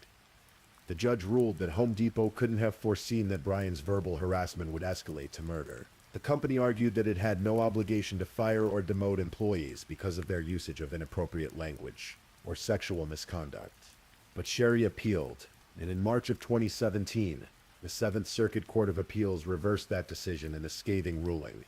Judge David Hamilton, writing for a three-judge panel, began with these words: "Every life lost to brutality is unique. Each family's hell a private one. We do not diminish that truth when we repeat that Alicia's story is an old story that has been told too many times. Its ending is both shocking and predictable." The court made it clear that Home Depot's arguments minimized the severity of Brian's behavior. In a footnote, Judge Hamilton wrote that the company's characterization of Brian's behavior as rude and mean to inanimate objects, and calling the wedding trip a date, showed what might be described generously as excessive zeal by advocates. The judge was clearly appalled by Home Depot's statement that Brian had just made a few mistakes. The appeals court ruled that a jury should decide whether Home Depot and the other employers were liable for Alicia's death. The court reasoned Cooper was not on the defendant's premises when he killed Alicia, nor did he use their chattels, but he used something else the defendants gave him: supervisory authority over Alicia. He threatened to fire her or reduce her hours if she did not go with him to his sister's wedding. He could do that only because the defendants made him Alicia's supervisor. The court noted that at least 60 people have been intentionally killed by coworkers in recent years in the United States, adding that Alicia's story is an old story that has been told too many times. The case was sent back to the lower court to proceed. The ruling sent a powerful message to employers across the country. You can be held liable for your supervisor's actions, even when those actions occur off-site, if you've been negligent in supervising employees with known dangerous behaviors. And so we come to the end of Alicia's story, though really it's not an ending at all. It's more of a continuation, a legacy that extends far beyond the tragedy of one August night in Wisconsin. Alicia Bromfield never got to graduate from college, never got to walk across that stage and receive her degree in forensic psychology and criminal justice.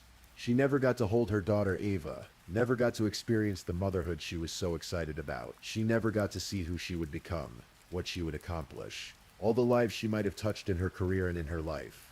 But in death, Alicia has touched countless lives anyway. Because of what happened to her, because of her mother's tireless advocacy. Laws have changed in 32 states. Future victims have been protected. Employers have been put on notice that they can't ignore harassment and abuse. And families like the Anatich family have found support and community through the Purple Project. Sherry Anishech often says that she wishes so many things had been different. She wishes Jessica's complaints about Brian had been taken seriously, that he'd been fired before he ever turned his attention to Alicia.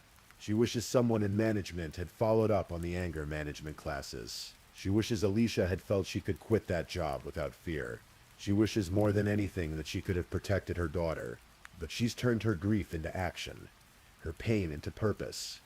And that's something worth recognizing, worth honoring, because in the darkest moments of her life, Sherry Anachich chose to fight not just for her daughter, but for all the daughters, for all the people who might find themselves in similar situations in the future. If there's a lesson in Alicia's story, and maybe it's unfair to ask for lessons from tragedy, it's this: speak up. If you see harassment, report it. If someone reports harassment to you, take it seriously. Follow up. Enforce consequences. Don't dismiss red flags as someone just being rude or having a few bad days. Believe people when they say they feel unsafe. Take action before it's too late. And if you're someone experiencing harassment, please know that you deserve better. You deserve to work without fear. You deserve respect. And there are people who will believe you, who will support you, who will help you. Don't stay silent out of fear of losing your job or facing retaliation. Your life is worth more than any job. Alicia's life mattered. Ava's life mattered. And the lives of everyone who's ever been harassed, controlled, abused by someone in a position of power matter. We owe it to them to do better, to be better, to create workplaces and communities where people are safe. Rest in peace, Alicia Bromfield and baby Ava Lucille. Your story will not be forgotten. Your legacy lives on in every law that's been changed, every person who's been helped, every voice that's been empowered to speak up. Thank you for listening to their story tonight. Please, I'm just putting it out there. If you're still awake and listening, drop a comment. Let me know where you're tuning in from, the time in your part of the world, or just say something to let me know you're still with me. And of course, if you haven't already, like this video and subscribe so you don't miss the next true crime story for sleep. Now, let's move on to our fourth story. Story 4. On the night of September 6th, 2018, in the Southside Flats apartment complex in Dallas, Texas, a young man sat in his living room after a long day at work. The television glowed softly in the darkness. A bowl of vanilla ice cream rested in his hands. He was unwinding in the sanctuary of his own home, a place where he should have been completely safe. His name was Botham Shem Jean. He was 26 years old. In less than 10 minutes, his life would be over, ended by a tragedy so absurd, so preventable, that it would spark national outrage and raise profound questions about justice, race, and the value of black lives in America. This is his story. To understand the magnitude of what was lost that September night, we must first understand who Botham Jean was. Born on September 29, 1991, on the Caribbean island of St. Lucia, Botham came into the world as the middle child of Allison and Bertram John.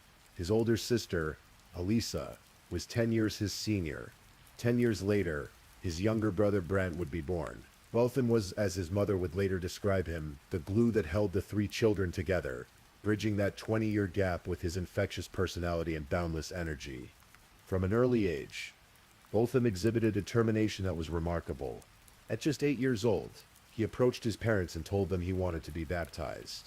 His father, uncertain if the boy truly understood the gravity of the commitment, told him no, that he was too young, but Botham didn't give up. He came back at 9 years old with the same request. Finally, at 10, his persistence won out, and young Botham was baptized into the Church of Christ. This wasn't mere stubbornness. It was a preview of the kind of person Botham would become, someone who knew what he believed in, and pursued it with unwavering conviction. In school, Botham excelled. He was admitted to St. Lucia's top high school after placing 23rd in the entire island on the entrance examination. But academics were only one aspect of his gifts. Botham had a voice, not just any voice, but a powerful, beautiful singing voice that would become one of his most defining characteristics. His love for music ran deep. As a teenager, he convinced one of his teachers to start a choir at his school. He sang in his church's choir, leading worship with a charisma and passion that moved everyone who heard him. Music wasn't just something Botham did. It was part of who he was, an expression of his faith and his joy in being alive. When Botham was 19, his path led him far from the warm beaches of St. Lucia to the small college town of Searcy, Arkansas. In 2011, he enrolled at Harding University, a private Christian college. The journey had begun 2 years earlier when Dr. Clifton Gaines visited St. Lucia for an annual Caribbean lectureship, and met a remarkable young man named Botham Jean. After their conversation, Botham committed to attending Harding. When he first visited the campus, something extraordinary happened. He didn't act like a prospective student feeling out a new place. He acted as if he already belonged there, and in many ways he did. At Harding, Botham threw himself into campus life with characteristic enthusiasm. He joined the Good News Singers, the university's Christian a cappella group. He became a resident assistant, helping other students navigate college life. He worked as an intern for the Rock House campus ministry. He was a leader in the Sub T16 men's social club. He participated in student government, but it was in chapel where Botham truly shined. He frequently led worship during daily chapel services, and anyone who experienced it remembered his powerful, charismatic song leading. His bright smile seemed to light up the entire auditorium. One particularly memorable moment came during a Harding lectureship when the university president asked Botham to lead an old hymn. Botham had never heard the song before in his life, but he didn't tell anyone. Instead, he called his grandmother back in St. Lucia and asked her to teach it to him over the phone. That evening, he led the congregation in that hymn with such passion and authenticity that it became a treasured memory for everyone present. Botham didn't forget where he came from either. Every year he attended Harding, he organized mission trips back to St. Lucia, bringing his fellow students to his homeland. They would volunteer with the at-risk youth, visit the orphanage, and work with vulnerable communities. In 2016, Botham graduated from Harding with degrees in accounting and management information systems. His academic excellence had already caught the attention of PricewaterhouseCoopers, one of the world's leading professional services firms. What was supposed to be a 6-week internship turned into a job offer. Botham moved to Dallas, Texas, to begin his career as a risk assurance associate. His long-term dreams were ambitious. He wanted to become a partner at PwC. He wanted to preach and teach at Dallas West Church of Christ. And someday he dreamed of returning to St. Lucia, to become prime minister, to serve his country at the highest level. Botham Jean was not just existing, he was building a life of purpose and meaning. He was 26 years old, and his future stretched before him, bright with promise. September 6, 2018, began as an ordinary Thursday for Botham. He went to work at PwC, handling his responsibilities as an accountant with his usual diligence. As evening approached, he finished his tasks and headed home to the Southside Flats apartment complex. Southside Flats was a modern, four-story building located at the corner of South Lamar Street and Powhatan Street, just 2 blocks northwest of Dallas Police Department headquarters. The building's design was clean and contemporary, but it had one notable characteristic. Each floor looked virtually identical to the others. The hallways, the lighting, the layout, the apartment doors, they were all the same, floor after floor. Botham lived in apartment 478 on the 4th floor. He'd made it his own space, with more furniture than some of his neighbors, including a coffee table, an ottoman in front of his couch, and a substantially large television. That night he settled in to relax. He was eating vanilla ice cream, watching television with his laptop open nearby, earbuds within reach. It was the kind of peaceful evening routine that millions of people enjoy after a long workday. While Botham unwound at his apartment, a Dallas police officer named Amber Gadger was finishing her shift. It had been a long one, 13 and a half hours. Gadger, who was 31 years old, had been with the Dallas Police Department for more than 4 years. She worked as a patrol officer in the Cedars district of South Dallas, and she was part of a specially trained unit that backed up Dallas SWAT, which meant she regularly encountered and arrested potentially violent suspects. That day had ended with her helping a SWAT team arrest 3 suspected robbers. At 9:33 p.m., she left work, still in her full police uniform. Geiger lived in the same apartment complex as Botham, in Unit 1378, directly below his apartment on the 3rd floor. She'd only been living there for about 2 months. As she drove to the complex, her phone rang. It was her romantic partner, a fellow police officer named Martin Rivera. They talked as she drove, and the call continued after she arrived at the parking garage at 9:46 p.m. Their conversation lasted until 9:55 p.m. After hanging up with Rivera, Geiger parked her vehicle and gathered her things, her backpack, lunchbox, and police vest. Here is where the cascade of errors began. Geiger parked on the 4th floor of the parking garage instead of the 3rd floor, where her apartment was located. The floors weren't clearly marked with prominent signage, and later investigations would reveal that this kind of mistake was not uncommon. Dozens of residents would eventually report having parked on the wrong floor at some point. But parking on the wrong floor was just the first mistake. Carrying her belongings in her left hand, Geiger walked from the parking garage to what she believed was her apartment. She later testified that she was tired from her long shift and simply didn't notice the clues that should have told her she was on the wrong floor. When she reached apartment 4078, Botham's apartment, she didn't notice the large red doormat outside his door. Her apartment didn't have a red doormat. This was the second warning sign she missed. She pulled out her electronic key fob and tried to unlock the door. The lock flashed red, indicating the key didn't work for that particular apartment. This was the third sign she missed. But she also noticed something else. The door was ajar, slightly open. Testimony would later reveal that Botham's door had a malfunctioning lock. It didn't always close and latch properly, which is why Geiger's attempt to use her key on it actually pushed the door open. What happened next would become the subject of intense scrutiny and conflicting accounts. According to Geiger's trial testimony, as she pushed the door open to what she believed was her apartment, she saw it was dark inside. She later said she heard someone walking inside and saw a large silhouette in the darkness. But evidence contradicted some of these claims. Botham's television was on. His laptop was on. Both were emitting light into the apartment. He had earbuds nearby, suggesting he may have been wearing them. The apartment wasn't pitch black, as Geiger described. Geiger testified that she pulled out her service weapon and shouted, "Let me see your hands. Let me see your hands." She said the figure came toward her at what she described as a fast-paced walk, yelling, "Hey, hey," and then she fired. Twice. One bullet missed. The other didn't. The bullet struck Botham Jean on the left side of his chest. It clipped his heart, traveled downward through the left side of his lung, went through his diaphragm, his stomach, and his intestines before stopping inside his body. The medical examiner would later testify that the injuries would have caused massive internal bleeding and would have been excruciatingly painful. Botham collapsed. Only then did Amber Geiger realize she was in the wrong apartment. The time was 9:59 p.m. Just 4 minutes had elapsed since her phone call with Rivera had ended. In the seconds after firing those shots, Geiger's world shifted. She later testified that she suddenly recognized she wasn't in her own apartment. The furniture was different. The layout, while similar, had distinct differences. She called 911 and that 5-minute, 38-second call would become a crucial piece of evidence. On the recording, Geiger's voice was frantic, repeating the same phrase over and over. "I thought it was my apartment." She said it 19 times during that call. 19 times. What she didn't say was equally telling. She never mentioned that Botham had a gun. She never said he was charging at her in a threatening way. These details would only emerge later, after she had obtained legal representation.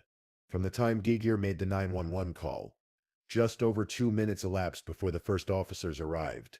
Body camera footage from Officer Michael Lee captured what happened next. Lee and his partner could be seen jumping walls and running upstairs, not yet knowing whether there was an active shooter situation.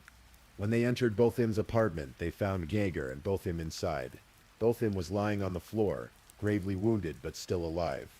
He had no pulse and wasn't breathing when Dallas Fire Rescue paramedics arrived. Though they continued life-saving efforts, the body camera footage also captured something disturbing. Geiger was not actively rendering aid to Botham. She had testified that she'd knelt beside him, applying pressure to his wound with one hand while calling 911 with the other. But the video evidence didn't support this claim. Even more troubling was what Geiger had done immediately after shooting Botham. While he lay dying, she sent 2 text messages to Martin Rivera, her former sexual partner. The first said, "I need you. Hurry up." A minute later, "I fought up." During her testimony, prosecutors would point out that on the 911 call, Geiger seemed more concerned about what would happen to herself than about the man she'd shot. She repeatedly told the operator she was going to lose her job. Botham Jean was rushed to a nearby hospital, but the damage was too severe. The bullet had pierced his heart. He died from his wound. Days before, he'd been leading worship at Dallas West Church of Christ. The Sunday before his death, he'd stood before the congregation with his powerful voice and his radiant smile, leading them in song. Now he was gone. News of the shooting began to spread. The circumstances were almost incomprehensible. A police officer had walked into the wrong apartment and killed an unarmed man who was eating ice cream in his own living room. The officer was white, the victim was black. Geiger wasn't immediately arrested. She wasn't handcuffed at the scene, despite having just shot and killed someone. A responding officer would later admit during trial testimony that he would have immediately put Geiger in handcuffs. If she weren't a Dallas police officer, it would be 3 days before an arrest warrant was issued. Even then, Geiger was only charged with manslaughter, not murder. She was released on a $300,000 bond and placed on paid administrative leave. This initial charge sparked outrage. Protesters took to the streets of Dallas. How could walking into someone's apartment and shooting them be anything other than murder? The racial dynamics of the case were impossible to ignore. A white police officer had killed an unarmed black man in his own home, and she was being treated with what many saw as extraordinary leniency. On September 13th, 2018, hundreds of people packed into the Greenville Avenue Church of Christ in Richardson, a Dallas suburb, for Botham's funeral. Friends, family, work colleagues, and busloads of students from Harding University came to mourn. Several speakers remembered different aspects of Botham's life: his kindness, his faith, his voice, his dreams. His uncle, Ignatius Jean, who had traveled from St. Lucia, spoke words that captured the shock and horror of what had happened. The sound of gunshots did not have the resonance to be heard on our small island, but their impact was of nuclear proportions. As the investigation progressed, more troubling details emerged. The handling of the case raised serious questions about whether Geiger was receiving special treatment because she was a police officer. One particularly controversial moment came when body camera footage showed Mike Mattia, president of the Dallas Police Association, instructing Dallas Police Sergeant Brianna Valentine to turn off the in-car recording system in the patrol car that would transport Geiger. This apparent attempt to prevent the recording of conversations with Geiger was seen by many as evidence that fellow officers were protecting one of their own. The Texas Rangers took over the investigation. Ranger David Armstrong was assigned as the lead investigator. During the trial and testimony given outside the presence of the jury, Armstrong would make a stunning admission. When asked if he believed Geiger had committed a crime based on the totality of the circumstances and the complete investigation, he answered, "No, sir." Armstrong, the man who had obtained Geizer's arrest warrant on a manslaughter charge, no longer believed she'd committed a crime at all. He said he believed she acted reasonably. Public pressure continued to mount. Lee Merritt, an attorney for the Jean family, called Geiger's story highly implausible. Dallas County District Attorney Faith Johnson publicly stated that she had not ruled out seeking a murder indictment. On September 24, 2018, Dallas Police Chief Renee Hall announced that Geiger had been fired. The decision came after an internal affairs investigation concluded that Geiger had engaged in adverse conduct when she fatally shot Jean. Then on November 30th, 2018, a Dallas County grand jury returned with their decision. They indicted Amber Geiger on one count of murder. Botham's mother, Allison Jean, spoke to reporters after the indictment. "I truly believe that she inflicted tremendous evil on my son. He didn't deserve it. He felt safe in that apartment and he was violated." Geiger pleaded not guilty to the murder charge. The trial of Amber Geiger began in September 2019, just over a year after Botham's death. The proceedings would last for days and would captivate national attention. The prosecution's strategy was clear. Paint Geiger as distracted, negligent, and unreasonably quick to use deadly force. They argued that she should have done more to assess the situation before firing, that she should have taken cover and called for backup, that she should have used her training to de-escalate rather than immediately resorting to lethal force. Prosecutors presented evidence of sexually explicit text messages between Geiger and Martin Rivera that had been exchanged throughout the day of the shooting, and even during her drive home. They argued these messages showed Geiger was distracted and not fully focused on her surroundings, which contributed to her series of errors. The prosecution also introduced Geiger's toxicology report, which came back negative for drugs and alcohol, eliminating any possibility that she was impaired. Crucially, they presented evidence showing that Geiger's story had changed. On the 911 call immediately after the shooting, she never mentioned Botham charging at her or posing a threat, but at trial after consulting with her attorneys, Geiger testified that Botham had come at her at a fast-paced walk, and that she'd feared for her life.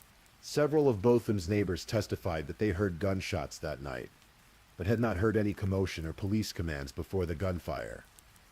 This contradicted Geiger's claim that she'd shouted commands at Botham. The medical examiner's testimony was particularly difficult for Botham's family.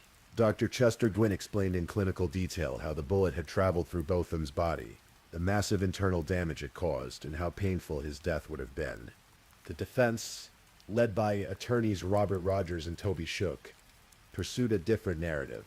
They argued that Geiger had made an honest, tragic mistake, the kind of mistake that any reasonable person could have made under similar circumstances. They emphasized how similar the floors looked, how dozens of other residents had reported going to the wrong apartment or parking on the wrong floor. They suggested the apartment building's design was partially to blame. They called a tenant named Mark Lipscomb, who testified that he'd once walked into the wrong apartment thinking it was his own. See? The defense seemed to be saying, these mistakes happen.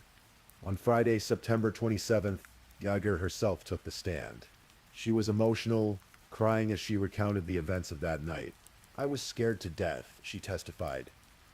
"My heart rate just skyrocketed." She described believing she'd interrupted a burglar in her own apartment and fearing for her life. "I felt like a piece of crap," she told the jury. "I hate that I have to live with this every single day. I ask God for forgiveness. And I hate myself every single day. I wish he was the one with the gun and he killed me. I never wanted to take an innocent person's life." But the cross-examination was brutal. Prosecutor Jason Hermes methodically dismantled her account, asking why she hadn't taken cover, why she hadn't called for backup on her radio, why she hadn't used her taser or pepper spray instead of her gun. Most devastatingly, he asked her to consider Botham's perspective. Can you imagine Mr. Jean's perspective? An intruder barging into his apartment, So that would probably be the scariest thing you could imagine. The jury, which included several people of color, deliberated for approximately 6 hours. On October 1st, 2019, they returned with their verdict. Guilty. Guilty of murder. When the verdict was read, Allison Jean collapsed into the arms of those around her, overwhelmed with relief and grief. After more than a year of waiting, after watching Geiger walk free on bond, after enduring suggestions that her son's death was somehow excusable, there was finally a measure of accountability. But the trial wasn't over. The jury still had to decide on Geiger's sentence.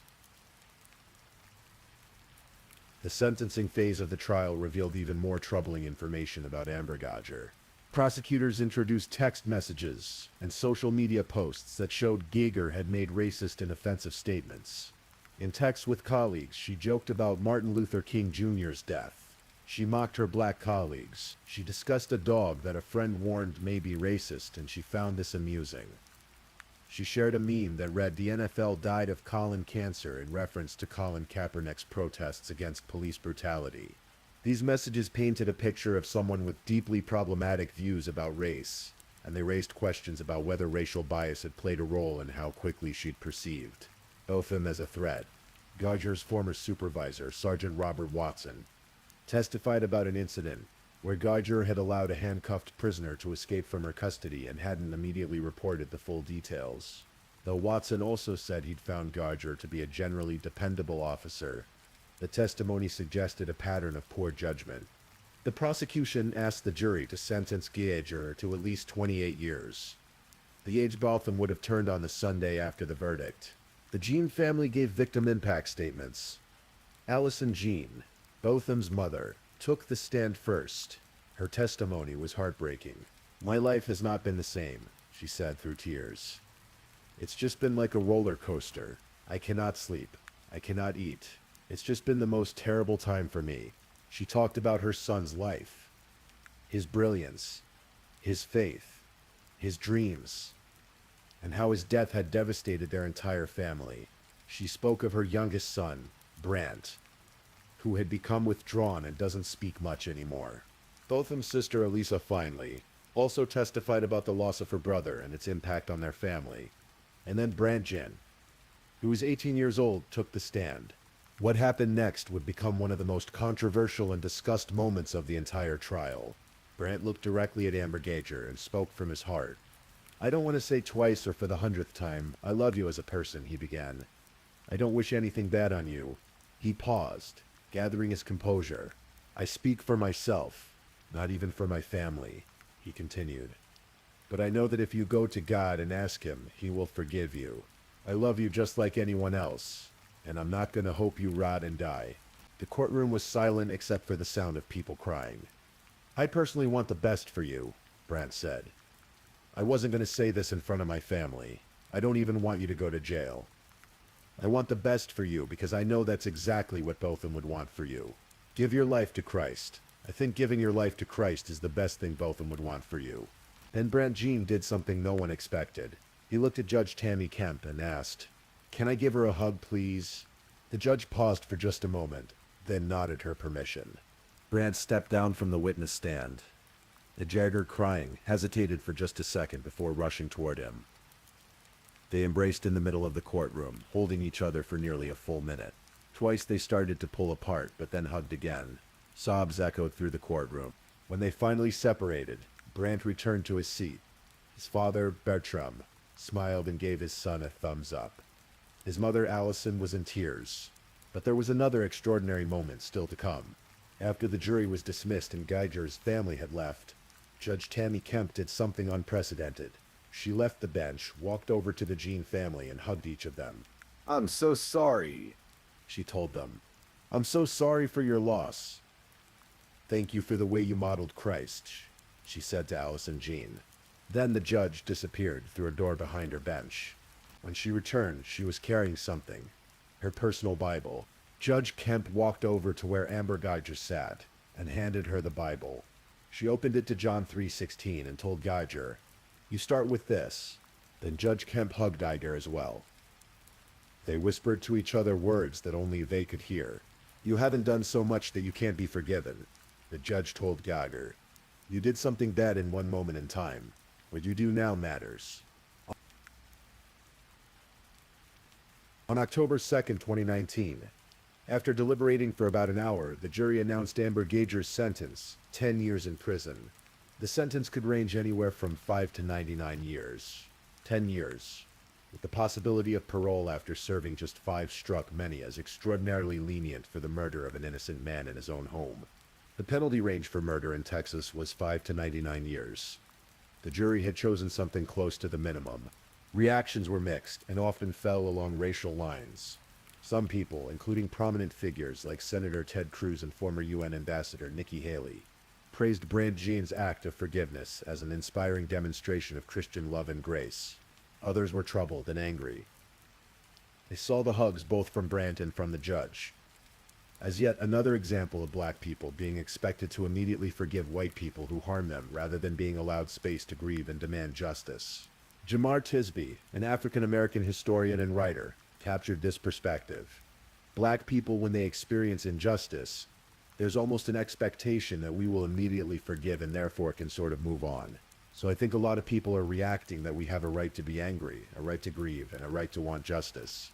Bernice King, the daughter of Martin Luther King Jr., tweeted, "God bless Botham Jean's brother, but don't confuse his forgiveness with absolving this nation for its gross, bitter discrimination against black people in a myriad of its systems and policies. Racism and white supremacist ideology can't be hugged out." The Freedom from Religion Foundation filed a complaint against Judge Kemp, arguing that her gift of a Bible and her urging Geiger to read specific passages was unconstitutional and a promotion of her personal religious beliefs. There was also criticism of the sentence itself. Many pointed out that black defendants rarely receive such lenient sentences for similar crimes, or that black people who kill white people in claimed self-defense situations almost never receive the benefit of the doubt that Geiger received. For their part, the John family expressed mixed feelings. Brandt stood by his decision to forgive Geiger, explaining that it was rooted in his Christian faith and what he believed his brother would have wanted. His father, Bertram, also expressed forgiveness, but acknowledged he'd hoped for a longer sentence. Allison Jean focused on systemic issues. She called for the Dallas Police Department to reevaluate its training and learn to de-escalate volatile situations. "If Amber Geiger was trained not to shoot in the heart," she said, "my son would be standing here today." Amber Geiger's legal team wasn't finished. On October 16, 2019, they filed a notice of appeal requesting a new trial. In August 2020, they filed a formal appeal alleging that insufficient evidence existed to convict Geiger of murder. The appeal argued that Geiger's mistaken belief about being in her own apartment negated culpability for murder. They requested either an acquittal or a reduction to criminally negligent homicide. The appeal claimed that Geiger had the right to act in deadly force in self-defense, since her belief that deadly force was immediately necessary was reasonable under the circumstances.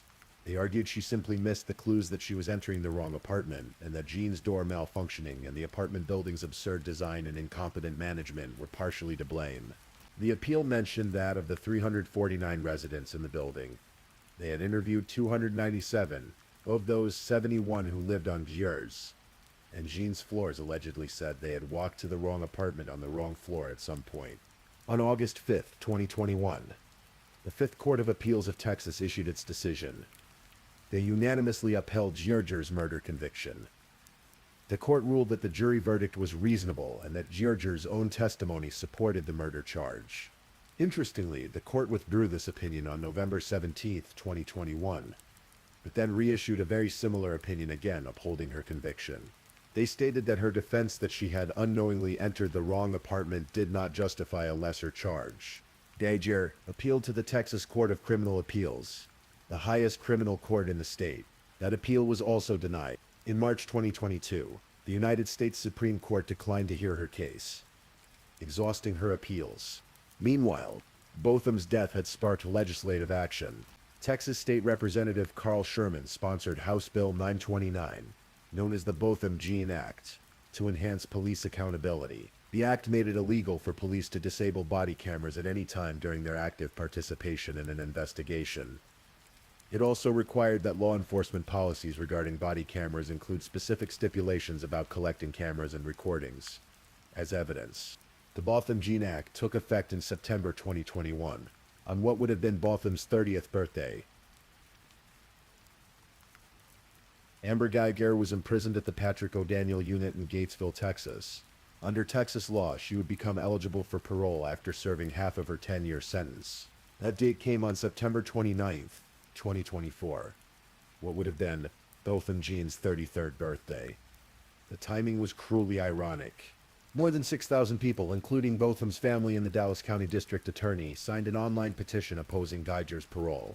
In October 2024, the parole board made their decision, denied Eastide. Geiger would remain in prison. Her next parole hearing was scheduled for 2026, and her full sentence would run until September 29th. It feels like a load lifted. Botham's sister Alyssa Charles finally told reporters, "I will sleep so much better." But there was still one more legal battle to fight, a civil wrongful death lawsuit. The Jean family had filed the lawsuit in 2018, shortly after Botham's death. They sued Geiger for using excessive force, arguing that she violated Botham's constitutional rights. Initially, the lawsuit also named the city of Dallas and the Dallas Police Department as defendants, accusing them of showing a pattern of excessive force and failing to adequately train Geiger. However, U.S. District Judge Barbara Lynn dismissed the city from the lawsuit, ruling that the plaintiffs failed to sufficiently prove their claims against Dallas and the police department. This meant Geiger alone would be held financially responsible. The civil trial began in November 2024. Geiger, who is currently serving her 10-year sentence at a state prison in Gatesville, waived her right to be present at trial and represented herself with no attorney. The Jean family's attorney, Daryl Washington, called Geiger's absence an insult. Over the course of the 3-day trial, the jury heard testimony from Botham's family and from expert witnesses. A crime scene reconstruction expert, Michael Maloney, testified that based on the physical evidence in Botham's autopsy, Botham Jean likely posed no threat to Geiger when he was shot. The evidence suggested Jean was in the process of standing up from his couch when the fatal bullet struck him. The jury deliberated for approximately 2.5 hours before reaching their verdict. On November 20th, 2024, they awarded the Jean family $98.65 million in damages. The breakdown was $60 million in punitive damages and $38.65 million in compensatory damages. It was one of the largest civil judgments against a police officer in U.S. history. The award reflected not just the financial loss of Botham's future earning potential, but the incalculable loss of his life, his potential, and the suffering his family had endured. "Today is a day for accountability," said Daryl Washington, the Jean family's attorney. "Today is a day when we got justice for Bo." Allison Jean, standing beside her remaining children, addressed reporters with the strength and dignity she'd shown throughout the entire ordeal. "Botham was a good man," she said simply. "He didn't deserve to die the way he died. Money cannot bring back the dead. The guilty verdict cannot undo what was done. 10 years in prison or 100 cannot restore what was taken from Botham Jean and from everyone who loved him. But accountability matters. Justice matters, even when it comes incomplete, even when it comes too late. The case of Botham Jean raised profound questions that continue to resonate. Questions about the value placed on Black lives in America. Questions about how police officers are trained to respond to perceived threats. Questions about when deadly force is truly necessary and when it's simply the easiest option. Questions about who receives the presumption of innocence and who doesn't. Botham Jean should have lived a long life. He should have become a partner at PricewaterhouseCoopers. He should have continued leading worship at Dallas West Church of Christ, his powerful voice filling the sanctuary. He should have returned to St. Lucia and pursued his dream of becoming prime minister, serving the country that raised him. He should have gotten married, maybe had children of his own. He should have grown old. Instead, his life ended at 26, in his own living room, while he was eating ice cream and watching television. The red doormat is still there in photos from that night. A silent marker that should have told someone they were at the wrong door. One of so many signs that were missed or ignored. Botham's family created the Botham Jean Foundation to honor his memory and continue his legacy of service. The foundation provides scholarships and supports at-risk youth, particularly in St. Lucia. It's a way of ensuring that Botham's spirit of generosity and his commitment to making the world better lives on. Every September, on the anniversary of his death, People gather to remember him. They sing the hymns he loved. They share stories about his infectious smile, his terrible jokes, his unwavering faith. They talk about the man he was and the man he should have been allowed to become. And sometimes late at night when the world is quiet and still, you might imagine you can hear it, that powerful, beautiful voice, leading worship one more time, reminding us all of grace and hope, and the profound preciousness of every single human life. Rest in peace, Botham Shem Jean. September 29th, 1991 to September 6th. Gone far too soon, but never forgotten. Please, if you're still awake, let's move on to our last story.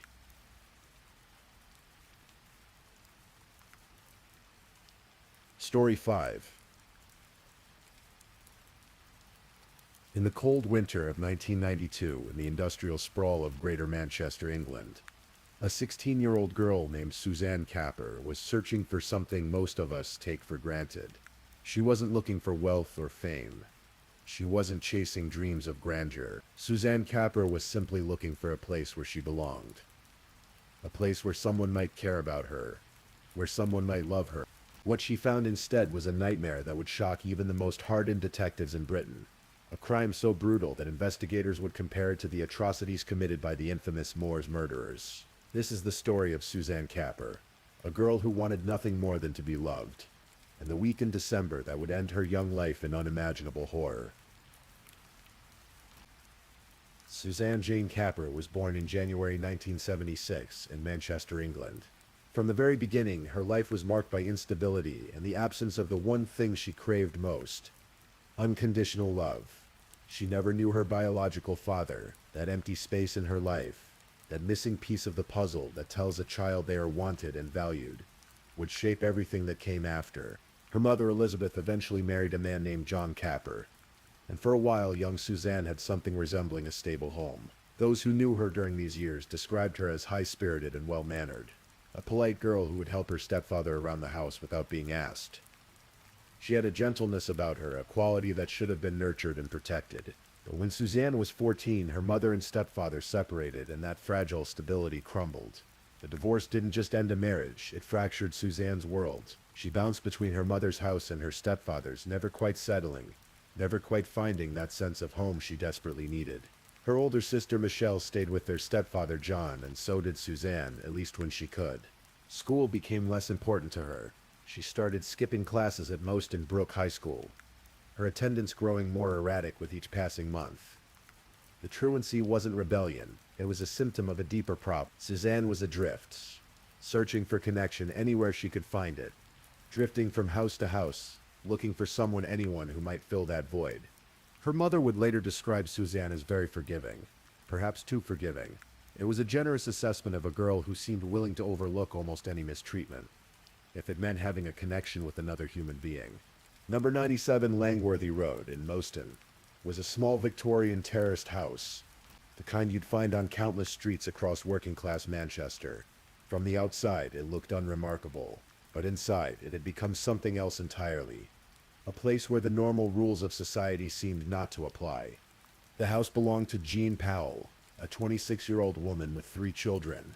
Jean had actually known Suzanne since the girl was just 6 years old. Back then, Suzanne had been her babysitter, a responsibility that seems almost absurd given Suzanne's young age. But perhaps that early connection was part of what drew Suzanne back to Jean's house as a teenager, seeking the maternal warmth she couldn't find at home.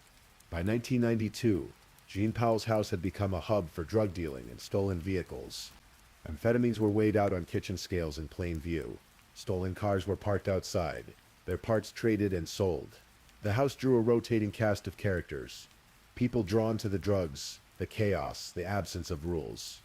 One of these people was Bernadette McNally, 24 years old, who lived just 3 doors down at number 91, with her own 3 children. But McNally spent most of her time at Jean's house, and eventually she more or less moved in, children and all. The house was overcrowded, chaotic, with mattresses on floors, and people sleeping wherever they could find space. Michelle Capper, Suzanne's older sister, had briefly lived with Jean Powell but moved out in August 1992. She didn't mince words about why. She couldn't stand Jean's evil new friends. particularly Bernadette McNeely. Michelle could see something in these people, a cruelty that worried her. She tried to warn Suzanne to stay away, but her sister wouldn't listen. The house attracted others too. Jean's ex-husband, Glenn Powell, 29, was a frequent visitor despite their divorce. There was Jeffrey Lee, 26, who bought drugs from the girls. Clifford Pook, Jean's 18-year-old brother, came and went. And there was Anthony Dutson, just 16 years old, who had entered into sexual relationships with Jean, Bernadette, and eventually Suzanne herself. It was a toxic environment, a place where drugs flowed freely and boundaries dissolved. But to Suzanne Capper, lonely and desperate for connection, it represented something she couldn't find anywhere else: human contact. People who at least acknowledged her existence. She was willing to overlook a lot for that. Her sister Michelle would later say something that cuts to the heart of Suzanne's tragedy. It was not that she was scared of them. It's just she would do anything for them. She pampered their every whim. Suzanne had become the house's doormat, and everyone knew it. They bullied her. They took advantage of her kind nature. They had her do their cleaning, even forced her to take a cleaning job, and then took most of her wages, leaving her just £5 a week while everyone thought she was in school.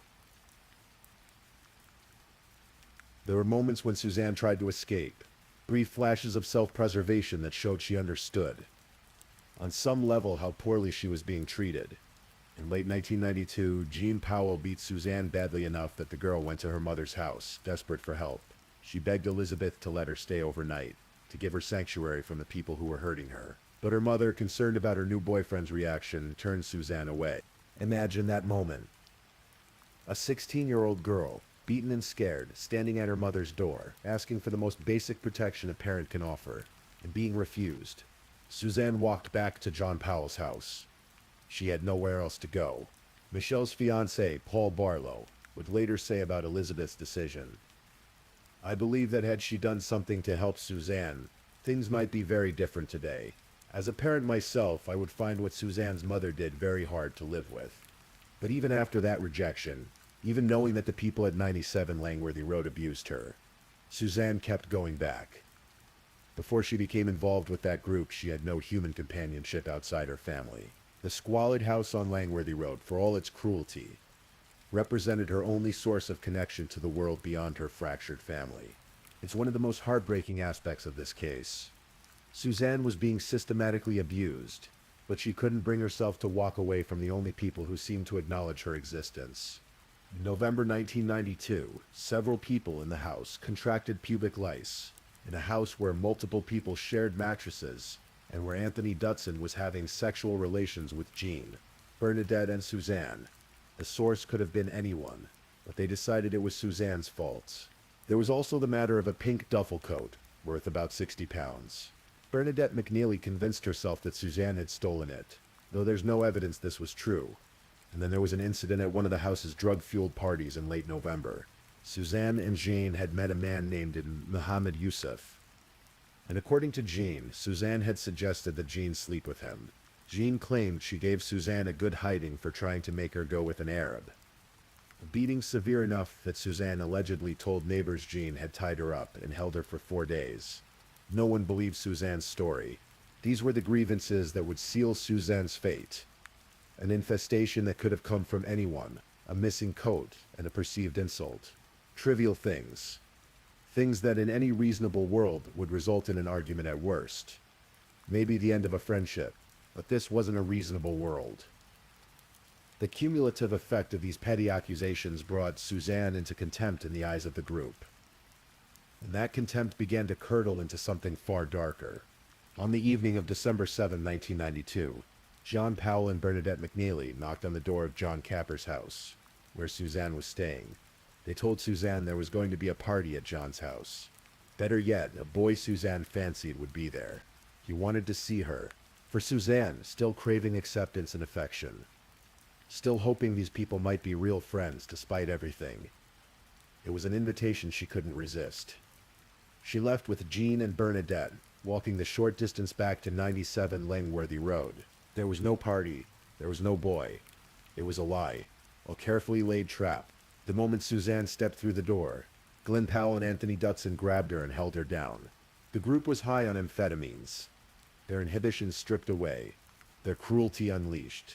Glenn shaved Suzanne's head completely, then her eyebrows, then her pubic area. They forced her to clean up the hair herself, to pick up the evidence of her humiliation and throw it in the garbage. Then they placed a plastic bag over her head, suffocating her until she nearly passed out. When the bag came off, Glenn and Anthony began to circle her like predators, taking turns beating her over the head.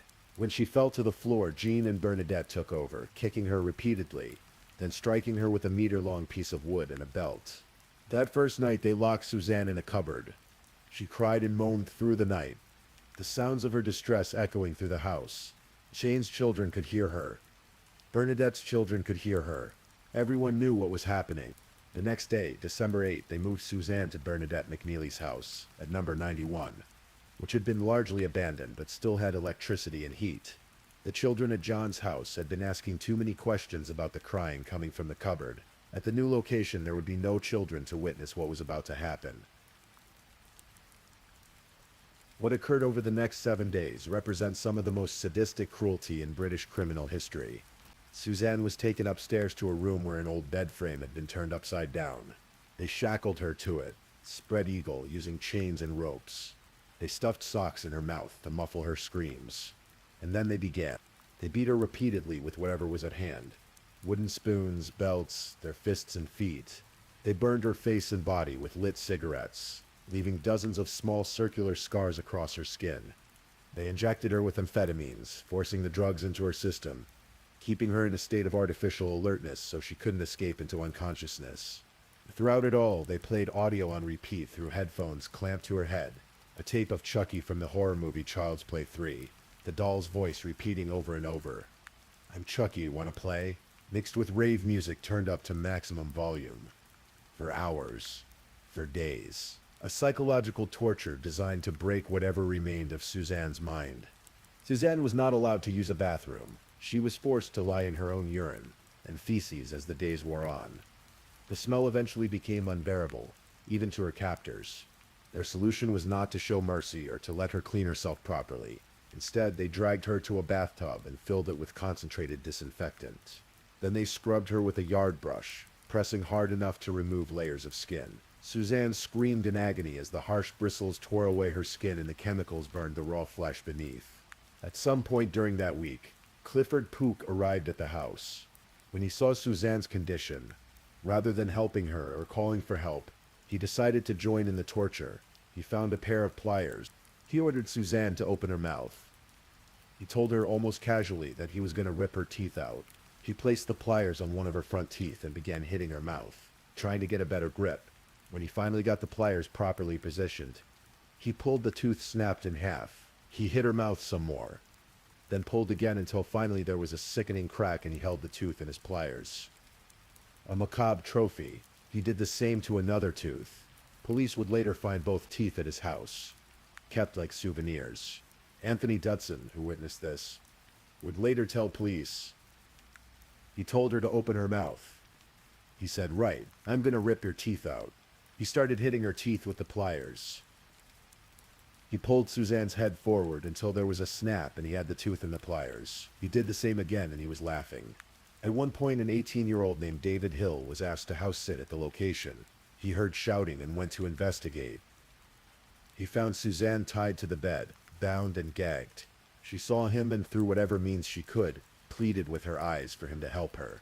David Hill walked away. He would later claim he was too scared to intervene, too frightened of what the group would do to him if he called the police. He left Suzanne to her fate. During that week, Jeffrey Lee and Anthony Dutson even ran into Paul Barlow, Michelle's fiancé, and helped him repair his car. They chatted with him normally, all while knowing Suzanne was bound and being tortured just streets away. Paul would later say, "They could have told me there and then. The door would have been kicked down and I would have got Suzanne out. I did not think they were capable of such savagery." By December 13, the group had a problem. Michelle Capper had informed Jeffrey and Anthony that John Capper was planning to report Suzanne as a missing person. The police would come asking questions. People knew Suzanne spent time at John Powell's house. It was only a matter of time before investigators showed up. The group couldn't let that happen. They dealt drugs from that house. There were stolen car parts scattered about. The police investigation was the last thing they needed. They made a decision. Suzanne had to go. In the early hours of December 14th, 1992, they dragged Suzanne from the house. By this point, she had been beaten and battered for 7 days. She had burns covering her body from the cigarettes. Her teeth had been pulled out, her skin had been scrubbed raw. She was wearing only a pair of dirty leggings and underwear. They forced her into the boot of a stolen white Fiat Panda, a small car they had fitted with false license plates. Jean Powell, Glyn Powell, Bernadette McNeely, and Anthony Dutson got into the car. As they drove, Bernadette giggled. The whole way to their destination, she giggled like they were on some kind of adventure. They drove 15 miles from Moston to Warneth Low, near Romilly. On the outskirts of Stockport, they turned onto a narrow lane surrounded by woods, far from any houses or witnesses. They pulled Suzanne from the boot and pushed her down an embankment into a patch of brambles. Thorns tore at her already damaged skin as she stumbled down the slope in the December cold, nearly naked. Bernadette McNeely poured petrol over Suzanne's body. When she had trouble getting it to ignite, Glyn Powell and Anthony Dutson made multiple attempts with a lighter. Finally, the petrol caught. Suzanne Capper was engulfed in flames. The group stood and watched as the 16-year-old girl burned, her screams piercing the cold winter night. Then they got back in the car and drove away, leaving her to die alone in the woods. But Suzanne Capper did not die in those woods. Somehow, with 75 to 80% of her body covered in third-degree burns and unimaginable agony, Suzanne managed to put out the flames. And then, naked and burned almost beyond recognition, she began to walk. She stumbled through the woods and eventually made it to a road. At 6:10 in the morning, a young man and woman found her wandering along Comstall Road. She was barely conscious, her skin charred and peeling, but she was alive. They called for an ambulance. When the paramedics arrived, they were confronted with injuries so severe, so horrific, that several had to step away to compose themselves. They rushed Suzanne to Withington Hospital in Manchester. The medical team at Withington Hospital had seen burn victims before, but nothing like this. Suzanne's injuries defied their extensive experience. Dr. William Lawler, the Home Office pathologist who would later examine her, testified that it was clear from the outset that Suzanne was unlikely to survive. But before she slipped into unconsciousness, Suzanne did something remarkable. Despite her unimaginable pain, despite having every reason to simply give up, she spoke to the police. She told them everything. She gave them the names of her attackers: Jean Powell, Glyn Powell, Bernadette McNeely, Anthony Dutson, Jeffrey Lee, and Clifford Pook. She gave them the address, 97 Langworthy Road. Even after everything these people had done to her, after they had tortured her for a week and set her on fire, Suzanne made sure they would face justice. At 7:30 on the morning of December 14, Detective Inspector Peter Wall of Greater Manchester Police led a team to 97 Langworthy Road. They kicked in the door and arrested everyone they found there. In the garbage bin, they found Suzanne's hair. They found her teeth and the bloody pliers used to extract them. The evidence of their crimes was scattered throughout the house, pieces of a puzzle that told the story of 7 days of systematic torture. When Jean Powell and Bernadette McNeely were arrested, they laughed and joked with each other, not a care in the world. Initially, all 6 denied any involvement, but Anthony Dutson's father urged his son to tell the truth. And slowly, the story began to emerge. Detective Inspector Wall would later say, "As the story began to unfold, we just couldn't believe it. I kept asking myself how one human being could do this to another." Police officers wept as they heard the full extent of what had been done to Suzanne. They and the civilian staff at the station took up a collection to send flowers to her at the hospital, a small gesture of compassion for a girl who had known so little of it in her short life. On December 17, 1992, the 6 accused appeared before magistrates and were remanded into custody, charged with kidnapping and attempted murder. On December 18, 1992, 4 days after being set on fire, Suzanne Capper died. She never regained consciousness. Her death was due to multiple organ failure caused by her extensive burns. Following her death, the charges were upgraded. All 6 were now charged with murder. The trial began on November 16, 1993, and lasted 22 days. The jury heard testimony that reduced many of them to tears. The details of Suzanne's torture were so extreme, so shocking, that even hardened court reporters struggled to maintain their composure. Each of the defendants tried to minimize their own involvement while blaming the others. They pointed fingers at each other, attempting to paint themselves as reluctant participants or mere bystanders to someone else's cruelty. But the evidence was overwhelming.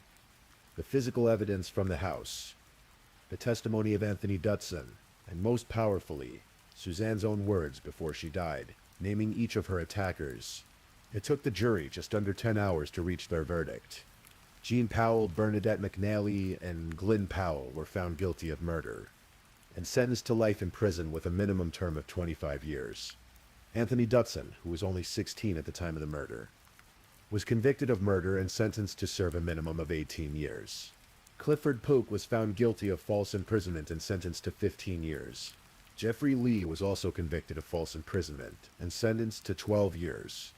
The judge described the crime as an act of utterly evil and one of mindless brutality. Detectives working the case said that for sheer savagery, the torture inflicted on Suzanne Capper ranked alongside the crimes of the Moors murderers. Ian Brady and Myra Hindley, who had tortured and killed 5 children in the 1960s. The murder of Suzanne Capper occurred in December 1992. Just 2 months later, in February 1993, 2-year-old James Bulger was abducted and murdered by 2 10-year-old boys in Liverpool, a crime that would dominate headlines across Britain and the world. Because the James Bulger case received such enormous media attention, Suzanne Capper's murder was somewhat overshadowed despite its extreme brutality. But both cases together led to a national conversation about violence in British society. Tony Blair, who was Shadow Home Secretary at the time and would later become Prime Minister, described the 2 murders as hammer blows against the sleeping conscience of the country. There were attempts to blame Suzanne's murder on violent movies, particularly Child's Play 3, because the attackers had played Chucky's voice on repeat during the torture. But investigations by both police and the British Board of Film Classification found no direct connection. The murderers had used the tape as a tool of psychological torture, but the root of their cruelty lay far deeper than anything they'd seen on a screen. Over the years that followed, the convicted killers began to be released.